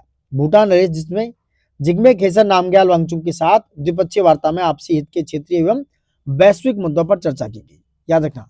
और 1020 मेगावाट है ये, 1020 मेगावाट की है ये, 1020 मेगावाट की है पुनात सांगचू सेकंड जल विद्युत परियोजना। Got it? ये सारी चीजें देख लेना। अब G20 देशों का 20वां शिखर सम्मेलन हुआ है दोस्तों। ये कहाँ हुआ है? 20वां शिखर सम्मेलन 2025 में। G20 देशों का 20वां शिखर सम्मेलन दक्षिण अफ्रीका में जोहान्सबर्ग में 22 से 23 नवंबर, डेट याद रखना, 22 से 23 नवंबर 2025 को आयोजित किया गया। 22 से 23 नवंबर। यह पहला ही अवसर था जब इस समूह का शिखर सम्मेलन दक्षिण अफ्रीका में हुआ। इससे पूर्व इसका पिछला नौवां शिखर सम्मेलन ब्राजील में रियो डी जेनेरियो में नवंबर 2024 में हुआ था। दोस्तों दक्षिण अफ्रीका के राष्ट्रपति सिरिल रामाफोसा की अध्यक्षता में संपन्न 20वें शिखर सम्मेलन की थीम थी एकजुटता, समानता व स्थिरता, यानी कि सॉलिडेरिटी, इक्वलिटी एंड सस्टेनेबिलिटी। आगामी अध्यक्ष यानी अमेरिका के होने के नाते वर्तमान अध्यक्ष दक्षिण अफ्रीका, पिछले अध्यक्ष ब्राजील के साथ अमेरिका इस वर्ष G20 में ट्राइका की भूमिका में था। दोस्तों किंतु गोरों के विरोध के बाद दक्षिण अफ्रीका की नीतियों के नाम पर उसने इस सहमति को सम्मेलन का बहिष्कार कर दिया, और चीन के राष्ट्रपति शी जिनपिंग व रूसी राष्ट्रपति व्लादिमीर पुतिन भी इस बार सम्मेलन में उपस्थित नहीं थे। दोस्तों इसकी अध्यक्षता राष्ट्रपति सिरिल रामाफोसा, भारतीय प्रधानमंत्री मोदी जी, उसके अतिरिक्त G20 के अन्य देशों में ब्रिटिश प्रधानमंत्री कीर स्टारमर, कनाडा के प्रधानमंत्री मॉक कार्नी, तुर्की के राष्ट्रपति रेसेप तैयब एर्दोगन, दक्षिण कोरिया के राष्ट्रपति ली जॉय म्यूंग, ऑस्ट्रेलिया के प्रधानमंत्री एंथनी अल्बनीज, फ्रांस के राष्ट्रपति एमेनुएल मैक्रो और German chancellor Friedrich Merz, Italy के प्रधानमंत्री जॉर्जिया मेलोनी तथा जापान के प्रधानमंत्री साने तकाइची शामिल थे। दोस्तों इतने लोग इसमें शामिल थे, याद रखना। ठीक है, और देखते हैं, समूह के 20वें सदस्य यूरोपीय संघ का प्रतिनिधित्व यूरोपीय आयोग के अध्यक्ष उर्सुला वॉन डेर लियोन व यूरोपीय परिषद के अध्यक्ष एंटोनियो कोस्टा ने किया, जबकि 21वें सदस्य अफ्रीकन संघ, जो अफ्रीकन यूनियन है, वो 21वां सदस्य बन गया G20 का। इसका प्रतिनिधित्व संघ के अध्यक्ष अंगोला के राष्ट्रपति, जो इस समय अफ्रीकी संघ के अध्यक्ष हैं, जो आओ लोरेंको, इन्होंने किया। अफ्रीकी संघ का प्रतिनिधित्व अंगोला के राष्ट्रपति हैं, जिनका नाम है जो आओ लोरेंको ने किया था दोस्तों। WTO की महानिदेशक भी शामिल थी इसमें, ठीक है। जोहान्सबर्ग में अमेरिकी बहिष्कार के बाद भी G20 के इस शिखर सम्मेलन में घोषणा पत्र को परंपरा से हटाकर शुरुआत में ही स्वीकार कर लिया गया दोस्तों। Got it. चलो, प्रधानमंत्री के 6 विचार इस प्रकार हैं। भावी पीढ़ियों के लाभ के लिए पारंपरिक ज्ञान भंडार का निर्माण, अफ्रीका में युवाओं को कौशल प्रदान करने के लिए 10 लाख प्रमाणित प्रशिक्षकों का समूह तैयार करना, वैश्विक स्वास्थ्य सेवा प्रतिक्रिया बल का निर्माण करना, G20 अंतर्राष्ट्रीय एजेंसियों का उपग्रह डेटा विकासशील देशों को उपलब्ध कराना इनमें शामिल था, ठीक है। और वहीं शुरू किए गए आपदा जोखिम न्यूनीकरण कार्य समूह, जो भारत के द्वारा किया गया था। प्रधानमंत्री G20 शिखर सम्मेलन के 30वें सत्र को संबोधित किया। इस सत्र का विषय था सभी के लिए निष्पक्ष और न्यायसंगत भविष्य, महत्वपूर्ण खनिज उत्कृष्टकार और आर्टिफिशियल इंटेलिजेंस। दोस्तों, ये इनका मेन काम था, ठीक है। यहां भी समझो, G20 का आगामी 21वां सम्मेलन मियामी में डोराल अमेरिका में 15 से 16 दिसंबर 2026 को प्रस्तावित है। तो जो 21वां शिखर सम्मेलन है मियामी में अमेरिका में 15 से 16 दिसंबर 2025 में प्रस्तावित है। मोदी जी ने 23 नवंबर को G20 शिखर सम्मेलन में भागीदारी से इतर मेजबान दक्षिण अफ्रीका के राष्ट्रपति सिरिल रामाफोसा के साथ द्विपक्षीय बैठक में ये सारे ट्रेड, कल्चर, इन सब पर सहयोग में वार्ता की। सम्मेलन से अलग कनाडा व ऑस्ट्रेलिया के साथ मिलकर प्रौद्योगिकी के क्षेत्र में, टेक्नोलॉजी के क्षेत्र में एक त्रिपक्षीय साझेदारी Australia, Canada, India technology and innovation partnership की नींव भारत ने रखी दोस्तों। इसके लिए ऑस्ट्रेलिया के प्रधानमंत्री एंथनी अल्बनीज व कनाडा के प्रधानमंत्री मार्क कार्नी के साथ अलग से एक बैठक प्रधानमंत्री मोदी ने 22 नवंबर को की थी दोस्तों। बात करेंगे अब इब्सा का छठा शिखर सम्मेलन। तो इब्सा का कौन सा 6 नंबर का छठा सम्मेलन है दोस्तों, इस पर चर्चा करते हैं। इब्सा क्या है? इब्सा डायलॉग फोरम है। भारत, ब्राजील, दक्षिण अफ्रीका संवाद मंच चाहिए, इनके बीच में छठा शिखर सम्मेलन हुआ 23 नवंबर 2025 को दक्षिण अफ्रीका के जोहान्सबर्ग में। G20 से अलग आयोजित किया गया। मोदी जी के साथ ब्राजील के राष्ट्रपति लूला डी सिल्वा व अफ्रीका के राष्ट्रपति सिरिल रामाफोसा इसमें उपस्थित थे दोस्तों, ठीक है। 2003 में यह गठित हुआ था। इस त्रिकोणीय संवाद मंच की पिछली 5वीं शिखर बैठक अक्टूबर 2011 में दक्षिण अफ्रीका की मेजबानी में प्रिटोरिया में हुई थी दोस्तों। गॉट 4 प्रमुख बातों का उल्लेख किया। एक तो उन्होंने कहा कि इब्सा को दुनिया का संदेश देना चाहिए कि संयुक्त राष्ट्र जैसे वैश्विक संस्थानों में सुधार अब वैकल्पिक नहीं बल्कि जरूरी हो गए। दूसरा, आतंकवाद के मुद्दे पर कोई दोहरा मापदंड नहीं चल सकता। तीसरा, तकनीकी प्रयोग इंसानों के विकास के लिए किया जाए, इसके लिए एक नया IBSA IBSA digital innovation alliance बनाने की सुझाव मोदी जी ने दिया। इसके साथ ही खाद्य सुरक्षा और सतत विकास के लिए IBSA fund for climate resilient agriculture शुरू करने का सुझाव भी उन्होंने दिया था दोस्तों, ठीक है। प्रधानमंत्री ने कहा कि भाई इब्सा देश के एक दूसरे के विकास के लिए पूरक और सतत विकास का उदाहरण बन सकता है।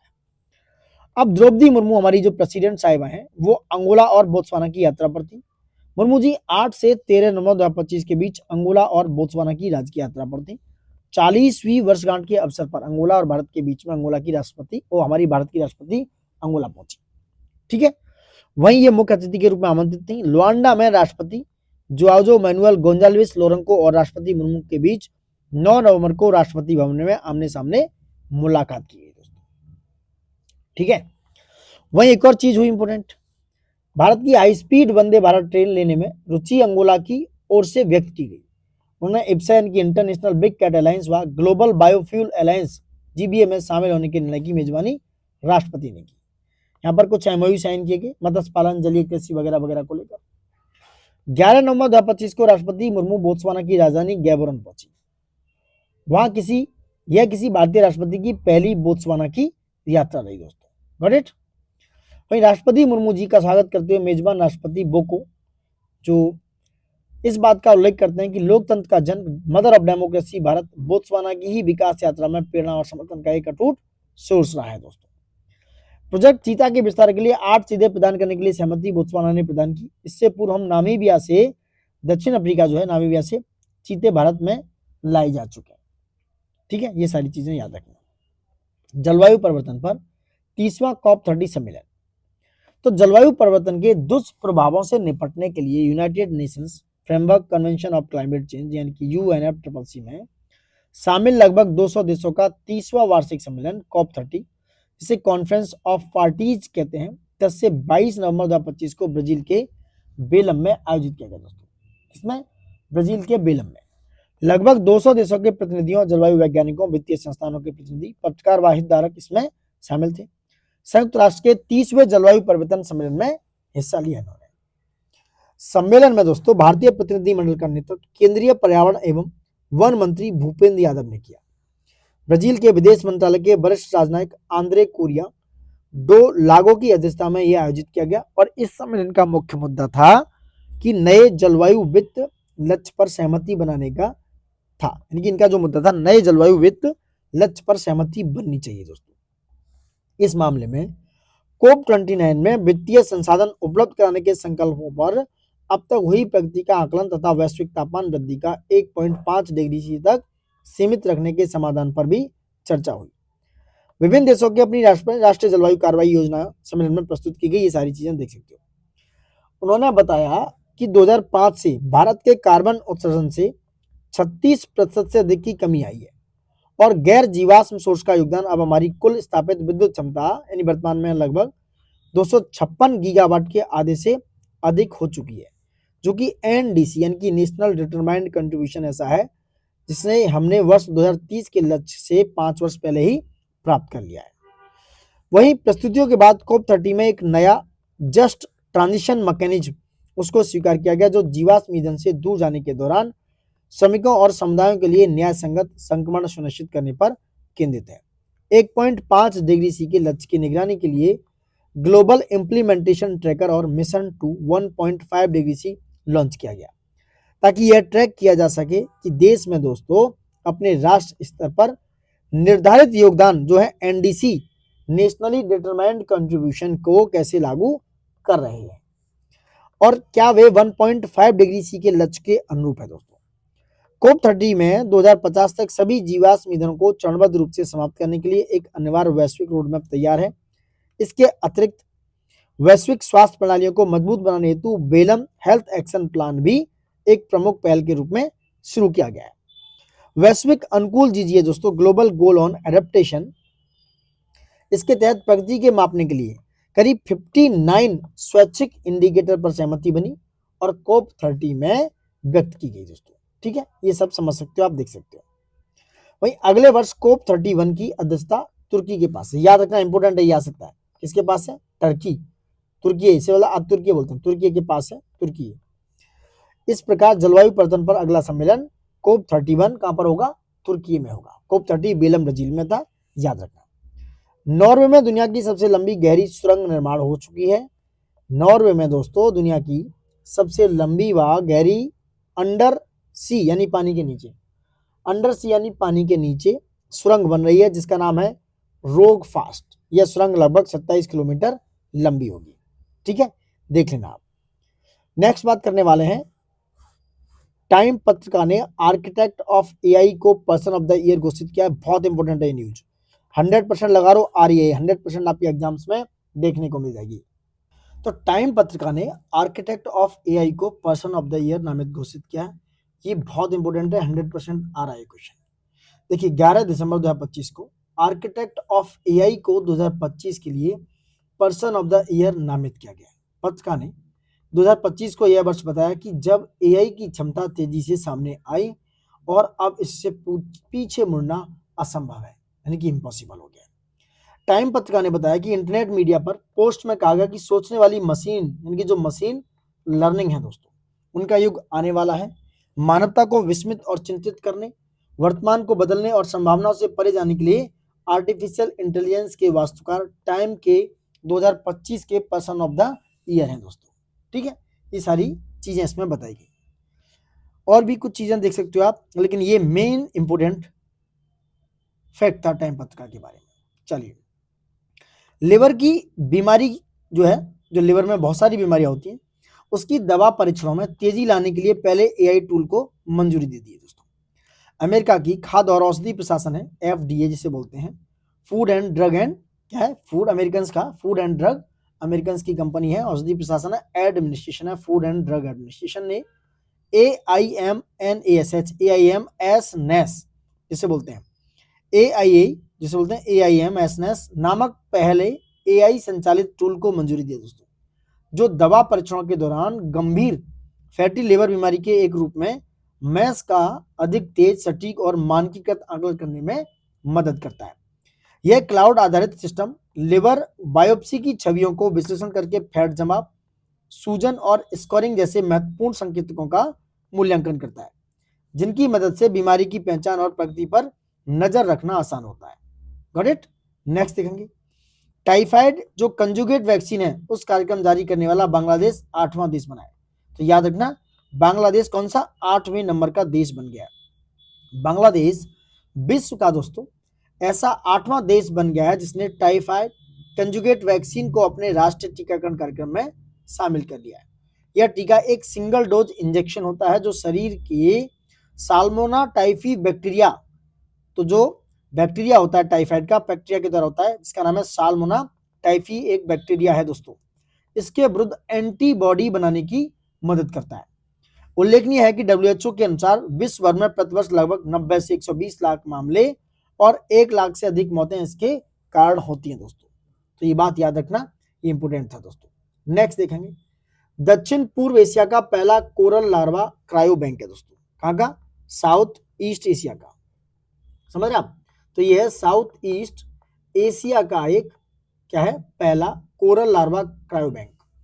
फिलीपींस ने दक्षिण पूर्व एशिया यानी कि साउथ ईस्ट एशिया का पहला कोरल लार्वा क्रायो बैंक अक्टूबर 2025 में लॉन्च किया। वहीं अग्रणी कोरल लार्वा संरक्षण सुविधा कोरल ट्रायंगल में आनुवंशिक विविधता की रक्षा के लिए -196 डिग्री सी पर तरल नाइट्रोजन दोस्तों, ये बहुत ही लो टेम्परेचर है, वहां माइनस का 196 डिग्री सी, यहाँ पर तरल नाइट्रोजन यानी कि लिक्विड नाइट्रोजन क्रायो प्रिजर्वेशन का उपयोग करता है, जिससे जलवायु जनित विरंजन और 14% वैश्विक कोरल क्षति का मुकाबला किया जा सके दोस्तों। इसका उद्देश्य है कि प्रवालों की आनुवंशिक विविधता को संरक्षित करना और रीफ पारिस्थितिक तंत्र की सुरक्षा करना।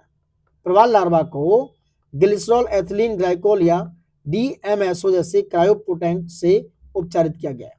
कोरल क्रायोबैंक कोरल त्रिभुज यानी कि कोरल ट्रायंगल क्षेत्र के लिए महत्वपूर्ण है, जिसे समुद्रों का अमेजन कहा जाता है दोस्तों। जो कोरल क्रायोबैंक है या जिसे कोरल ट्रायंगल कहते हैं, उसे समुद्रों का अमेजन कहते हैं, जैसे ब्राजील का अमेजन फॉरेस्ट है, जो इंडोनेशिया, याद रखना, मलेशिया और फिलीपींस या पापुआ न्यू गिनी और सोलोमन द्वीप या तिमोर लेस्ते में फैला है। पूछा जा सकता है।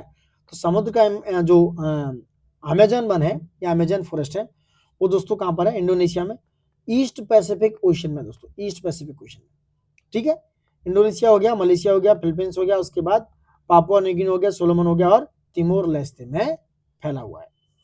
कोरल लार्वा क्रायोबैंक परियोजना का एक बहुराष्ट्रीय पहल का हिस्सा है, जिसमें ताइवान, इंडोनेशिया, मलेशिया और थाईलैंड भी, ये संस्थान भी शामिल है दोस्तों।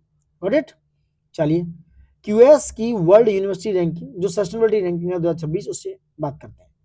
क्वाकेरेली साइमंड्स द्वारा जारी QS world university sustainability ranking 2026 में स्वीडन को दोस्तों, जो स्वीडन की कंपनी है, स्वीडन की जो लुंड विश्वविद्यालय है, इसको विश्व का सबसे सतत यानी कि सस्टेनेबल यूनिवर्सिटी घोषित किया गया है।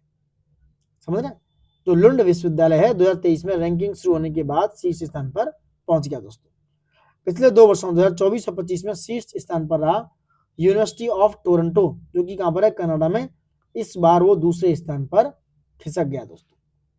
यहां देख सकते हैं, लुंड यूनिवर्सिटी जो स्वीडन की पहले पे, नंबर 2 पे कनाडा की है, टोरंटो वाली यूनिवर्सिटी लंदन ऑफ कॉलेज है, यूके की यूनिवर्सिटी ऑफ एडिनबरा है, यूके की दोस्तों। Got it? 2026 के संस्करण में अगर बात करें तो भारत के कई उल्लेखनीय उपलब्धियां सामने आई, जिसमें सामने आई 103 भारतीय विश्वविद्यालय रैंकिंग में शामिल है, जिसमें 26 नए भारतीय विश्वविद्यालय की सूची में स्थान मिला है। चीन के बाद दूसरे स्थान पर है भारत दोस्तों। कुल प्रतिनिधित्व के मामले में भारत चौथे स्थान पर है। अमेरिका यानी कि 240 नंबर 1, नंबर 2 चीन, नंबर 3 यूके के बाद चौथे स्थान पर है इंडिया दोस्तों। इंडिया की रैंक 4th है। Got it. और एक किन 3 क्षेत्रों के आधार पर किया जाता है? नंबर 1 पर्यावरणीय प्रभाव जो इन्वायरमेंटल इंपैक्ट है। दूसरा सामाजिक प्रभाव जिसे सोशल इंपैक्ट है। सुशासन एवं नैतिकता की गवर्नेंस एंड एथिक्स के आधार पर दोस्तों। ठीक है, ये रैंकिंग बताई जाती है। नेक्स्ट देखेंगे क्यूएस एशिया यूनिवर्सिटी रैंकिंग 2026 है। इसका 18वां संस्करण, 1526 संस्थान थे। चीन के 394, भारत के 294 यूनिवर्सिटी इसमें रैंकिंग में दूसरे स्थान पर है। पिछले वर्ष भारत के 162 थे। और हांगकांग का विश्वविद्यालय समग्र रूप से एशिया में सर्वश्रेष्ठ विश्वविद्यालय बन गया दोस्तों। ठीक है, हांगकांग का विश्वविद्यालय। ठीक है, यहां देख सकते हैं विश्वविद्यालय जो देश में समग्र है उनकी चर्चा हो रही है। नंबर 1 है हांगकांग विश्वविद्यालय, हांगकांग एसआर, इसका स्कोर 100। दूसरा पेकिंग यूनिवर्सिटी, जिसकी रैंकिंग है मुख्य भूमि के हिसाब से 99.9। नानयांग टेक्नोलॉजिकल यूनिवर्सिटी तीसरे नंबर पर Singapore. National university of Singapore है 99 स्कोर है इसका चौथे पर। और फदान विश्वविद्यालय जो संघाई में चीन पे। टॉप 5 में एशिया के 5 सीट में नंबर 1 हांगकांग विश्वविद्यालय। ठीक है, शीर्ष 100 में शामिल भारतीय विश्वविद्यालय की बात करें तो यहाँ पे दोस्तों जो आईआईटी दिल्ली है वो उसकी रैंक है 78.6 स्कोर के साथ 59 एशिया रैंकिंग। आईआईसी बेंगलुरु की 64 है, आईआईटी मद्रास की 70, 71 आईआईटी बॉम्बे की, आईआईटी कानपुर की 77 याद रखना। और आईआईटी खड़गपुर की कितनी है? 77। दोनों को आईआईटी कानपुर खड़गपुर को सेम पोजीशन पर रखा गया। ठीक है, और दिल्ली विश्वविद्यालय की कितनी है? नई दिल्ली की वो है, गलत तो थोड़ा कुछ और होगी, 59 ही ज्यादा ही होगी। अब बात करेंगे मोदी जी की जापान यात्रा दोस्तों। मोदी जी जापान की यात्रा पर थे, इस पर चर्चा कर लेते हैं। क्या है? जापान के प्रधानमंत्री श्री एसिबा शिगेरू के निमंत्रण पर भारत के मोदी जी प्रधानमंत्री जो है हमारे 15वें भारत जापान वार्षिक शिखर सम्मेलन में हिस्सा लेने 29 से 30 अगस्त 2025 को जापान की यात्रा पर थे। तो यहाँ कौन सा था? 15वें भारत जापान वार्षिक शिखर सम्मेलन। 29 अगस्त को प्रधानमंत्री मोदी और मेजबान प्रधानमंत्री के बीच में टोक्यो में यह शिखर वार्ता संपन्न हुई। ठीक है, यहाँ पर 13 समझौते पर साइन हुए। और महत्वपूर्ण समझौते की बात कर लें, 5 वर्षों में 5 लाख लोगों को रोजगार देंगे। इसमें 50,000 कुशल और अर्धकुशल सेमी स्किल्ड भारतीय पेशेवर को जापान भेजा जाएगा दोस्तों। डिजिटल पार्टनरशिप 2.0 हुई समझौते में, रक्षा सुरक्षा सहयोग देख सकते हो। भारत जापान ने नेक्स्ट जनरेशन मोबिलिटी साझेदारी पर सहमति जताई। और दूसरी चीज, इसरो यानी कि इंडिया की जो स्पेस एजेंसी है और जो जापान की एजेंसी है इसका नाम है जाक्सा, इनके बीच में संयुक्त चंद्रीय ध्रुवीय अन्वेषण मिशन चंद्रयान 5 के लिए एक एमओयू साइन हुआ दोस्तों। जाक्सा अपने H324L प्रक्षेपण यान से, इसका नाम है H324L जो प्रक्षेपण यान है उससे इस मिशन को लॉन्च करेगा। इसमें इसरो का मून चंद्र लैंडर होगा, जापान निर्मित रोवर को ले जाएगा। क्वेश्चन यहाँ ये अराइज होगा कि भाई जो लैंडर है वो किसने बनाया? वो बनाया इसरो ने। और जो रोवर है वो किसने बनाया? वो जापान की एजेंसी ने बनाया। याद रखना, जापान मतलब रोवर और लैंडर मतलब इसरो दोस्तों। ठीक है, साझा ऑपरेशन में चंद्रमा के ध्रुवीय इलाकों का अध्ययन किया जाएगा। मिशन से चंद्रमा पर जीवन और संसाधनों की संभावना का बेहतर ढंग से पता चलेगा। नेक्स्ट बात करेंगे चीन के तियानजिन में 25वां एससीओ शिखर सम्मेलन 2025। चीन के तियानजिन शहर में 31 अगस्त 2 सितंबर 2025 को संघाई सहयोग संगठन एससीओ का 25वां शिखर सम्मेलन आयोजित किया गया। चीन के राष्ट्रपति शी जिनपिंग की अध्यक्षता में यह सम्मेलन आयोजित हुआ, जिसमें 10 देशों के 10 सदस्य देश हैं दोस्तों। 10 सदस्य देशों के राष्ट्र अध्यक्षों ने इसमें सम्मेलन में भाग लिया और 17 भागीदार देशों ने भी हिस्सा लिया। 25वां संघाई सहयोग संगठन था। 25वां, इसकी थीम थी promoting the Shanghai spirit SCO in action. दोबारा देखेंगे, promoting the Shanghai spirit SCO in action दोस्तों। ठीक है, एससीओ के 10 सदस्य देखेंगे आप, 10 सदस्य देश देखेंगे, मतलब रूस है, चीन है, भारत है, कजाकिस्तान है, किर्गिस्तान है, ताजिकिस्तान है, बेलारूस है, उज्बेकिस्तान, पाकिस्तान और ईरान। यहाँ पर तुर्कमेनिस्तान एम वाला जो मिस्तान है वो नहीं है, बाकी के चारों किस्तान है दोस्तों। उज्बेकिस्तान है, कजाकिस्तान है, किर्गिस्तान है, ताजिकिस्तान है, यहीं पे वो फंसाता है। पाकिस्तान और ईरान भी है। यूपीपीसीएस 2025 के प्री में ये क्वेश्चन आया हुआ है। ठीक है, चलो एससीओ के 25वें शिखर सम्मेलन में लाओस को साझेदारी देश यानी कि पार्टनर कंट्री के रूप में स्वीकार किया गया। एससीओ की कुल सदस्य संख्या बढ़कर 27 होगी। 10 परमानेंट सदस्य और 17 साझेदार यानी कि पार्टनर कंट्री है दोस्तों। संघाई संगठन की बात करें जो मध्य एशियाई उद्गम से आगे बढ़कर वर्तमान विश्व की लगभग 23%, कितनी 23 दोस्तों 23% जीडीपी का, 23% जो जीडीपी है, ये जीडीपी का और 42% जो पॉपुलेशन है, जनसंख्या का प्रतिनिधित्व करता है सिंगल एससीओ दोस्तों। समझ रहे आप? मोदी जी ने एससीओ शिखर सम्मेलन 2025 में भाग लेकर भारत की दृष्टि से सुरक्षा मतलब सिक्योरिटी, संपर्क मतलब कनेक्टिविटी, अवसर मतलब अपॉर्चुनिटी, इन 3 स्तंभों पर केंद्रित किया दोस्तों। एससीओ मतलब सिक्योरिटी, कॉपरेशन ऑफ, अवसर मतलब अपॉर्चुनिटी, 3 जो स्तंभ है इन पर केंद्रित किया एससीओ का पूरा संगठन दोस्तों। Note point. चलो, आतंकवाद पर भी बहुत चर्चा हुई लेकिन इस पर कोई विचार खास हुआ नहीं। चाबार पोर्ट, मोदी ने क्षेत्रीय संपर्क में विश्वास निर्माण का साधन मानते हुए चाबार पोर्ट, अंतरराष्ट्रीय उत्तर दक्षिण परिवहन गलियारा, डिजिटल भौतिक कनेक्टिविटी को साझा विकास का आधार बताया। ये सारी चीजें आप देख सकते हो। सम्मेलन में चोलपोन अता, ये किर्गिज गणराज्य के एससीओ की पर्यटन और सांस्कृतिक राजधानी इसके रूप में नामित किया गया दोस्तों, चोलपोन अता को दोस्तों। ठीक है। वहीं इस सम्मेलन में एससीओ विकास बैंक की स्थापना पर भी जोर दिया गया। सदस्य देशों ने आर्थिक प्रतिबंधों की सहमति एक तरफा बलपूर्वक विरोध किया जो संयुक्त राष्ट्र और विश्व व्यापार संगठन के सिद्धांतों का उल्लंघन करता है। एससीओ का 26वां शिखर सम्मेलन किर्गिस्तान में, कहां पर? किर्गिस्तान में 2026 में प्रस्तावित है दोस्तों। वहीं बिश्केक में होने वाले इस सम्मेलन का केंद्रीय विषय होगा कि एससीओ के 25 वर्ष एक स्थिर विश्व विकास और समृद्धि के लिए एक साथ, ये इसकी थीम होगी, याद रखना। और कहां होगा? किर्गिस्तान में। बिश्केक उसकी राजधानी है किर्गिस्तान की। Got it? चलो कुछ और देखो। सम्मेलन में चीन ने सियाओ नामक ह्यूमन रोबोट पेश किया। इसका नाम रखना, ये चाइना का एक रोबोट है। अब बात करेंगे विश्व प्रतिस्पर्धात्मक मैक रैंकिंग 2025। आईएमडी की दोस्तों, इंटरनेशनल इंस्टीट्यूट फॉर मैनेजमेंट की अगस्त 2025 की जारी विश्व प्रतिस्पर्धात्मक सूचकांक 2025, वर्ल्ड कॉम्पिटिटिवनेस रैंकिंग 2025 के अनुसार जो विकसित अर्थव्यवस्था है, जो डेवलप्ड इकोनॉमी है, उनकी बढ़ती चुनौतियों से जूझ रही है, जबकि कई उभरते बाजार जो डेवलपिंग जो मार्केट है उनकी रणनीतिक सुधारों को अपनाकर आगे बढ़ने में सफल हो रहे हैं दोस्तों।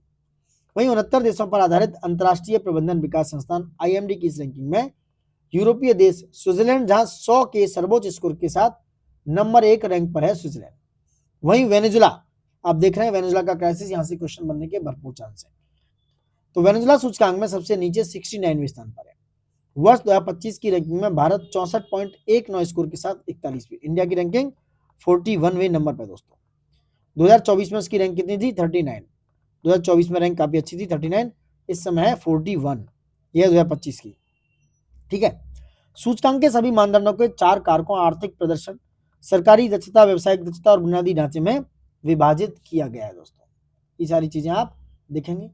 4 मानक पर भारत का प्रदर्शन देख सकते हैं, क्या क्या है, ये इतना आता नहीं है। शीर्ष 10 देश देखेंगे। नंबर 1 पे है स्विट्जरलैंड, इसका स्कोर है 100। सिंगापुर का स्कोर है 99.44। नंबर 2 पे, 3 पे हांगकांग, नंबर 4 डेनमार्क, 5 पे यूएई, 6 पे ताइवान हो गया, 7 पे आयरलैंड और स्वीडन, कतर, नीदरलैंड, इनके स्कोर देख सकते हो 89 से ऊपर ही है दोस्तों। लास्ट में देखेंगे वेनेजुला, नामीबिया, नाइजीरिया, टर्की और मंगोलिया दोस्तों। आईएमडी की स्थापना 1990 में हुई, याद रखना। आईएमडी की स्थापना 1990 में हुई थी। 2 स्विस बिजनेस स्कूल है, इंटरनेशनल मैनेजमेंट इंस्टीट्यूट और उसके बाद है इंस्टीट्यूट पोरल एट्यूड डैश मेथड डी डायरेक्शन डेल, इसका नाम है एंटरप्राइज लिसानी के बिले के द्वारा की गई। याद रखना खाली 99 याद रखो, 1990 में इसकी स्थापना हुई। अब बात करेंगे स्मार्ट सिटी इंडेक्स 2025, ये भी आईएमडी द्वारा अगस्त 2025 में जारी। स्मार्ट सिटी इंडेक्स 2025 में स्विट्जरलैंड के शहर ज्यूरिख ने शीर्ष स्थान प्राप्त किया और कोई भी भारतीय शहर टॉप 20 में स्थान नहीं बना सका दोस्तों। देखिए 5 मानकों पर आधारित होते हैं, स्वास्थ्य है, सुरक्षा है, गतिशीलता है, गतिविधियां और अवसर और शासन के आधार पर। शीर्ष 10 में देखेंगे ज्यूरिख नंबर 1 पर है जो स्विट्जरलैंड का शहर है, इसको AAA की रैंकिंग है। ऑस्लो नॉर्वे का नंबर 2, जिनेवा स्विट्जरलैंड का नंबर 3, दुबई 4 पे है, 5 पे अबू धाबी, 6 पे लंदन, 7 पे कोपेनहेगन, देख सकते हो आप टॉप 10 में। इंडिया की रैंकिंग देखेंगे, स्मार्ट सिटी 104 रैंकिंग है, इसको सीसी रैंकिंग मिली हुई है। मुंबई 106, हैदराबाद 109 और बेंगलुरु 110 रैंकिंग के साथ है स्मार्ट सिटी रैंकिंग में। Got it? चलिए इसको मैं ड्रॉप करता हूं, बहुत ज्यादा इंपोर्टेंट नहीं है। चलिए अब आते हैं ग्लोबल एआई सिटी इंडेक्स 2025 पे। बाजार अनुसंधान फर्म है दोस्तों काउंटर पॉइंट रिसर्च द्वारा अगस्त 2025 में ग्लोबल एआई सिटी इंडेक्स 2025 जारी किया गया। जो एक वैश्विक बेंचमार्क रिपोर्ट है जिसमें कृत्रिम बुद्धिमत्ता यानी कि एआई में शहरों की क्षमता, निवेश और नवाचार के आधार पर इसका एवोल्यूशन किया गया। ठीक है, इस इंडेक्स में सिंगापुर ने दुनिया के अग्रणी एआई शहर के रूप में शीर्ष स्थान प्राप्त किया। उसके बाद सियोल, बीजिंग, दुबई और सैन फ्रांसिस्को शीर्ष 5 में ये शामिल है दोस्तों। रिपोर्ट में भारत की बात करें तो बेंगलुरु है उसने global artificial intelligence city index में 26वां स्थान प्राप्त किया और यह भारतीय शहरों की रैंकिंग में शीर्ष स्थान पर है। वहीं बेंगलोर के बाद मुंबई 27, दिल्ली 28, चेन्नई 29 और कोलकाता 30 का स्थान रहा। विश्व के 5 शीर्ष शहर एआई शहर हैं दोस्तों। Singapore number 1, Seoul number 2, Beijing 3, Dubai 4 और सैन फ्रांसिस्को 5वें स्थान पर है। QS best student cities ranking 2026। ठीक है, तो देख सकते हो बहुत ज्यादा इंपोर्टेंट ये भी नहीं है, ऐसे क्वेश्चन जल्दी बनता नहीं है। आप देखना चाहते हो देख लेना, इंडिया का कुछ खास रोल है नहीं। नेपाल की बात करेंगे। नेपाल दोस्तों रुबेला मुक्त घोषित होने वाला 6ठा देश है। तो नेपाल जो है, नेपाल क्या है, नेपाल रुबेला से मुक्त 6ठा देश बन गया, 6 नंबर का। नेपाल में रुबेला एक सार्वजनिक स्वास्थ्य समस्या के रूप में समाप्त हो गया है। अगस्त 2025 में डब्ल्यूएचओ की माने तो दक्षिण पूर्व एशियाई क्षेत्र में, साउथ ईस्ट जो एशियाई रीजन है उसके कार्यकाल ने, जो कार्यालय है ऑफिस ने आधिकारिक तौर पर इसकी घोषणा कर दी दोस्तों, आधिकारिक तौर पर इसकी घोषणा की। इस मान्यता के बाद नेपाल अब डब्ल्यूएचओ के दक्षिण पूर्व एशियाई क्षेत्र में भूटान, डेमोक्रेटिक पीपल रिपब्लिक यानी DPR, Korea, Maldives, Sri Lanka, Timor Leste के बाद रुबेला को सफलतापूर्वक समाप्त करने वाला 6ठा देश बन गया है। 6 नंबर का कंट्री बन चुका है नेपाल दोस्तों। रुबेला जिसे आमतौर पर जर्मन मिजल्स के नाम से जाना जाता है, एक अत्यधिक संक्रामक वायरल संक्रमण है। ये वायरस के द्वारा होता है दोस्तों, जो आमतौर पर हल्का बुखार और शरीर पर लाल चकत्ते पैदा करता है। ठीक है, चलो नेक्स्ट देखेंगे। ये खोज खास इंपोर्टेंट नहीं है, क्या है, न्यूमेट्री बहुत एक्स्ट्रा चीजें देते हैं। न्यूएम्बियो, चलो ये आएगा नहीं, कुछ और। वैश्विक एआई नवाचार सूचकांक, यहां पर बात करेंगे। 26 जुलाई 2025 को लिंकी द्वारा वैश्विक एआई नवाचार सूचकांक 2025 ग्लोबल एआई इनोवेशन इंडेक्स 2025 जारी किया गया। एआई संचालित link building automation software company लिंकी ने एआई नवाचार की दौड़ में विजेता देशों की पहचान करने के उद्देश्य से यह अध्ययन किया। इसमें 5 कारकों का परीक्षण किया गया। 5 कारक हैं: प्रति व्यक्ति एआई पेटेंट दोस्तों, एआई मॉडलों की संख्या, एआई में कुल निवेश यानी कार्यों में एआई की उपयोग करने वाली कर्मचारी की हिस्सेदारी और प्रति 10 लाख लोगों पर एआई नौकरियों के अवसर की बात इसमें कही गई दोस्तों। ठीक है, इतनी बात कही गई दोस्तों। चलिए नेक्स्ट बात करते हैं, क्या है। संयुक्त राज्य अमेरिका 99 अंक के साथ वैश्विक एआई नवाचार सूचकांक में पहले स्थान पर है। उसके बाद स्विट्जरलैंड जिसका स्कोर है 66, दक्षिण कोरिया 54 और चीन है 52 और सिंगापुर 32 और कनाडा 29 का स्थान इसमें रहा है दोस्तों। भारत ने इस सूचकांक में 24 के स्कोर के साथ 7वीं रैंक प्राप्त की। इसके बाद ब्रिटेन 8वें स्थान पर, ऑस्ट्रेलिया और इटली क्रम से 9वें और 10वें स्थान पर है। भारत में 29 प्रतिष्ठित एआई मॉडल हैं और एआई में निवेश $7.25 अरब का है। समझ रहे आप, ये सारी चीजें हैं, आप देख सकते हो, सारी चीजें आप इंडिया के रिगार्डिंग समझ सकते हो। अब बात करते हैं दोस्तों आर्द्र भूमि पर रामसर कन्वेंशन के पक्षकारों की सम्मेलन की 15वीं बैठक। आर्द्र भूमि पर रामसर कन्वेंशन के पक्षकारों की सम्मेलन जो हुई, सीओपी जो हुई, उसकी 15वीं बैठक 23 से 31 जुलाई 2025 के बीच जिम्बाब्वे के विक्टोरिया फॉल्स राष्ट्रीय उद्यान में आयोजित की गई। याद रखना, 23 से 31 जुलाई 2025 के बीच में जिम्बाब्वे के विक्टोरिया फॉल्स राष्ट्रीय उद्यान में आयोजित की गई। सम्मेलन में लगभग 3000 प्रतिनिधियों ने हिस्सा लिया और 15वें कोप में भारत का प्रतिनिधित्व केंद्रीय पर्यावरण, वन एवं जलवायु परिवर्तन मंत्री भूपेंद्र यादव ने किया। आर्द्र भूमि पर रामसर कन्वेंशन के 15वें सीओपी कॉन्फ्रेंस ऑन पार्टीज का विषय था कि हमारे साझा भविष्य के लिए आर्द्र भूमि की सुरक्षा। इस विषय में पारिस्थितिक स्वास्थ्य, जैव विविधता और जलवायु लचीलेपन को बनाए रखने में आर्द्र भूमि के महत्व पर जोर दिया गया दोस्तों। कोप 15 में से सभी 13 प्रस्तावों को अपनाया गया और आईयूसीएन रेड लिस्ट डेटा और आईयूसीएन विशेषज्ञ समूह के प्राप्त इनपुट के आधार पर अंतरराष्ट्रीय महत्व के आर्द्र भूमि को नामित करने के मानदंडों को परिष्कृत करने के लिए एक प्रस्ताव अपनाया गया दोस्तों। आर्द्र भूमि पर रामसर कन्वेंशन का 14वां सीओपी 5 से 13 नवंबर 2022 तक चीन के वुहान में आयोजित किया गया था दोस्तों। कोप 16 की मेजबानी 2028 में पनामा द्वारा की जाएगी। तो कोप 16 कहाँ होगा? कोप 16 होगा दोस्तों, कहां पर? 2028 में पनामा में दोस्तों। रामसर कन्वेंशन में इसके सीओपी का आयोजन रामसर सचिवालय द्वारा किया जाता है। यह सचिवालय स्विट्जरलैंड के ग्लैंड में अंतरराष्ट्रीय प्रकृति संरक्षण संघ के मुख्यालय में स्थित है दोस्तों। जो रामसर कन्वेंशन के सीओपी का आयोजन रामसर सचिवालय में किया जाता है और जिसका मुख्यालय हेडक्वार्टर कहाँ है? वो है ग्लैंड, जो है कहां पर? स्विट्जरलैंड के ग्लैंड में स्थित है दोस्तों। ठीक है, चलिए अब बात करेंगे प्रधानमंत्री मोदी जी की 5 देशों की यात्रा। घाना, ये आएगा नहीं, बहुत इंपोर्टेंट नहीं है, काफी पुरानी न्यूज होगी, जुलाई का है, नॉट सो मच इंपोर्टेंट। देखना चाहो तो आप पॉज करके देख लेना। क्वेश्चन बनता है ब्रिक्स का 17वां शिखर सम्मेलन 2025।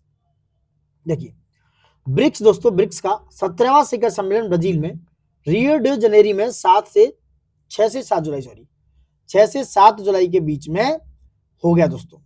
कितना? 6 से 7 जुलाई के बीच में करीब करीब हो गया है। 17वां शिखर सम्मेलन ब्राजील में रियो डी जनेरियो में 6 से 7 जुलाई 2025 को संपन्न हुआ। 2 दिन तक चले इस सम्मेलन की थीम थी अधिक समावेशी और सतत विकास के लिए वैश्विक दक्षिण सहयोग को मजबूत करना, यानी कि strengthening Global South cooperation for a more inclusive and sustainable government. BRICS के मौजूदा 10 सदस्यों में ब्राजील के अतिरिक्त दोस्तों रूस, चीन, दक्षिण अफ्रीका, मिस्र, इथियोपिया, इंडोनेशिया, ईरान, संयुक्त अरब अमीरात एवं भारत शामिल थे दोस्तों। रूस के अतिरिक्त, ब्राजील के अतिरिक्त रूस, चीन, ये सब शामिल थे, ब्राजील नहीं था उसमें। शिखर सम्मेलन में भारतीय प्रधानमंत्री मोदी और चीन के प्रधानमंत्री ली क्यांग ने इसमें हिस्सा लिया। रूसी राष्ट्रपति व्लादिमीर पुतिन वर्चुअल तरीके से यहां पर पहुंचे जब भागीदारी दर्ज की, और रूस के विदेश मंत्री सरगेई लावरोव व्यक्तिगत रूप से इस सम्मेलन में हिस्सा लिया इन्होंने दोस्तों। ठीक है, अब बात करते हैं अफ्रीकी संघ के अध्यक्ष, संयुक्त राष्ट्र संघ के महासचिव व कुछ अन्य प्रमुख अंतरराष्ट्रीय संगठनों के प्रतिनिधियों ने भी इसमें भाग लिया दोस्तों। इन सब ने भी इसमें भाग लिया था। मोदी जी ने वैश्विक शासन, शांति और सुरक्षा में सुधार विषय पर बहुपक्षीय आर्थिक वित्तीय मामलों में कृत्रिम बुद्धिमत्ता को मजबूत बनाने तथा पर्यावरण, सीओपी 13, वैश्विक स्वास्थ्य पर सत्रों को भी संबोधित किया दोस्तों। Got it? ये सब बातें आप याद रखनी हो। ब्रिक्स का अर्थ है कि building resilience and the innovation for cooperation and sustainability दोस्तों। ये ब्रिक्स का इसमें मतलब भी समझाया गया और सारी चीजों पर काफी तरीके से इस पर चर्चा हुई। और दूसरी बात समझो, ब्रिक्स का ये था 17वां था, अब होगा 18वां शिखर सम्मेलन अगले वर्ष 2026 में। इसकी मेजबानी भारत करेगा दोस्तों, इसलिए ये बहुत इंपोर्टेंट हो गया। तो 18वां जो शिखर सम्मेलन है इसकी मेजबानी इंडिया के द्वारा की जाएगी। मोदी जी 23 से 24 जुलाई 2025 को 2 दिवसीय यात्रा पर थे ब्रिटेन की, ये भी आप देख सकते हो। ठीक है, इंडिया यूके व्यापार, आर्थिक और व्यापार समझौता यहाँ पर साइन किया गया और भारत यूके विजन 2035 पर भी दोनों पक्षों के बीच में सहमति बनी दोस्तों। डिफेंस इंडस्ट्रियल जो रोड मैप है उस पर भी सहमति बनी और भारत यूके विजन 2035 तथा जो औद्योगिक रोड मैप है प्रौद्योगिकी व सुरक्षा पहल पर वक्तव्य एवं केंद्रीय जांच ब्यूरो सीबीआई भारत एवं यूके की राष्ट्रीय अपराध एजेंसी के बीच में एक एमओयू साइन किया गया दोस्तों। तो भारत यूके विजन 2035 के तहत रक्षा औद्योगिक रोड मैप, औद्योगिक व सुरक्षा पहल पर वक्तव्य तथा केंद्रीय जांच bureau, central bureau of investigation जो भारत की है वह यूके की राष्ट्रीय अपराध एजेंसी के बीच में एक मेमोरेंडम ऑफ अंडरस्टैंडिंग शामिल है दोस्तों इसमें। Got it? चलिए मोदी जी की मालदीव यात्रा की बात करेंगे। 25 से 26 जुलाई में राष्ट्रपति मोहम्मद मुर्सी ने प्रधानमंत्री मोदी जी को मालदीव के 60वें स्वतंत्रता दिवस समारोह में मुख्य अतिथि के रूप में भागीदारी के लिए आमंत्रित किया। इतना ही जरूरी है इसमें बस। Got it? बाकी का ऐसा कुछ नहीं है। अपने पड़ोसी प्रथम यानी कि नेबरहुड फर्स्ट तथा विजन महासागर इस नीतियों के अनुरूप मालदीव के साथ संबंधों को अधिक मजबूत करने की भारत की प्रतिबद्धता दोहराई गई दोस्तों।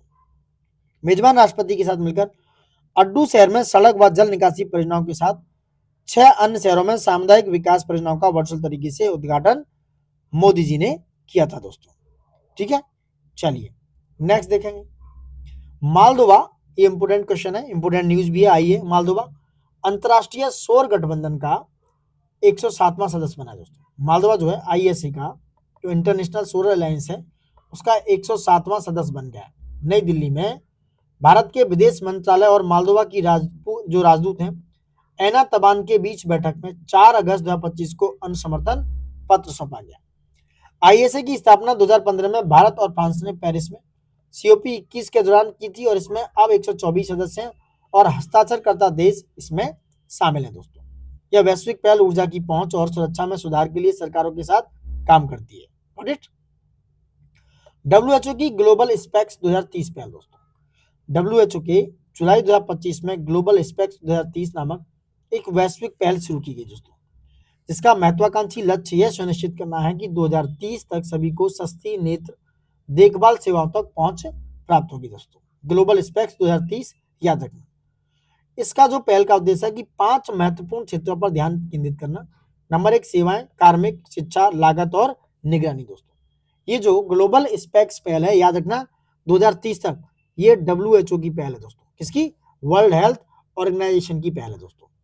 तो ये था आपका अब तक का इंटरनेशनल जितने भी इशू, अंतर्राष्ट्रीय जो आपका घटनाक्रम था दोस्तों। एक एक चीज को मैंने डिटेल में बताया है, यहाँ से क्वेश्चन बाहर नहीं जाएगा अगर आप इसको मल्टीपल रिवीजन के साथ करते हैं दोस्तों।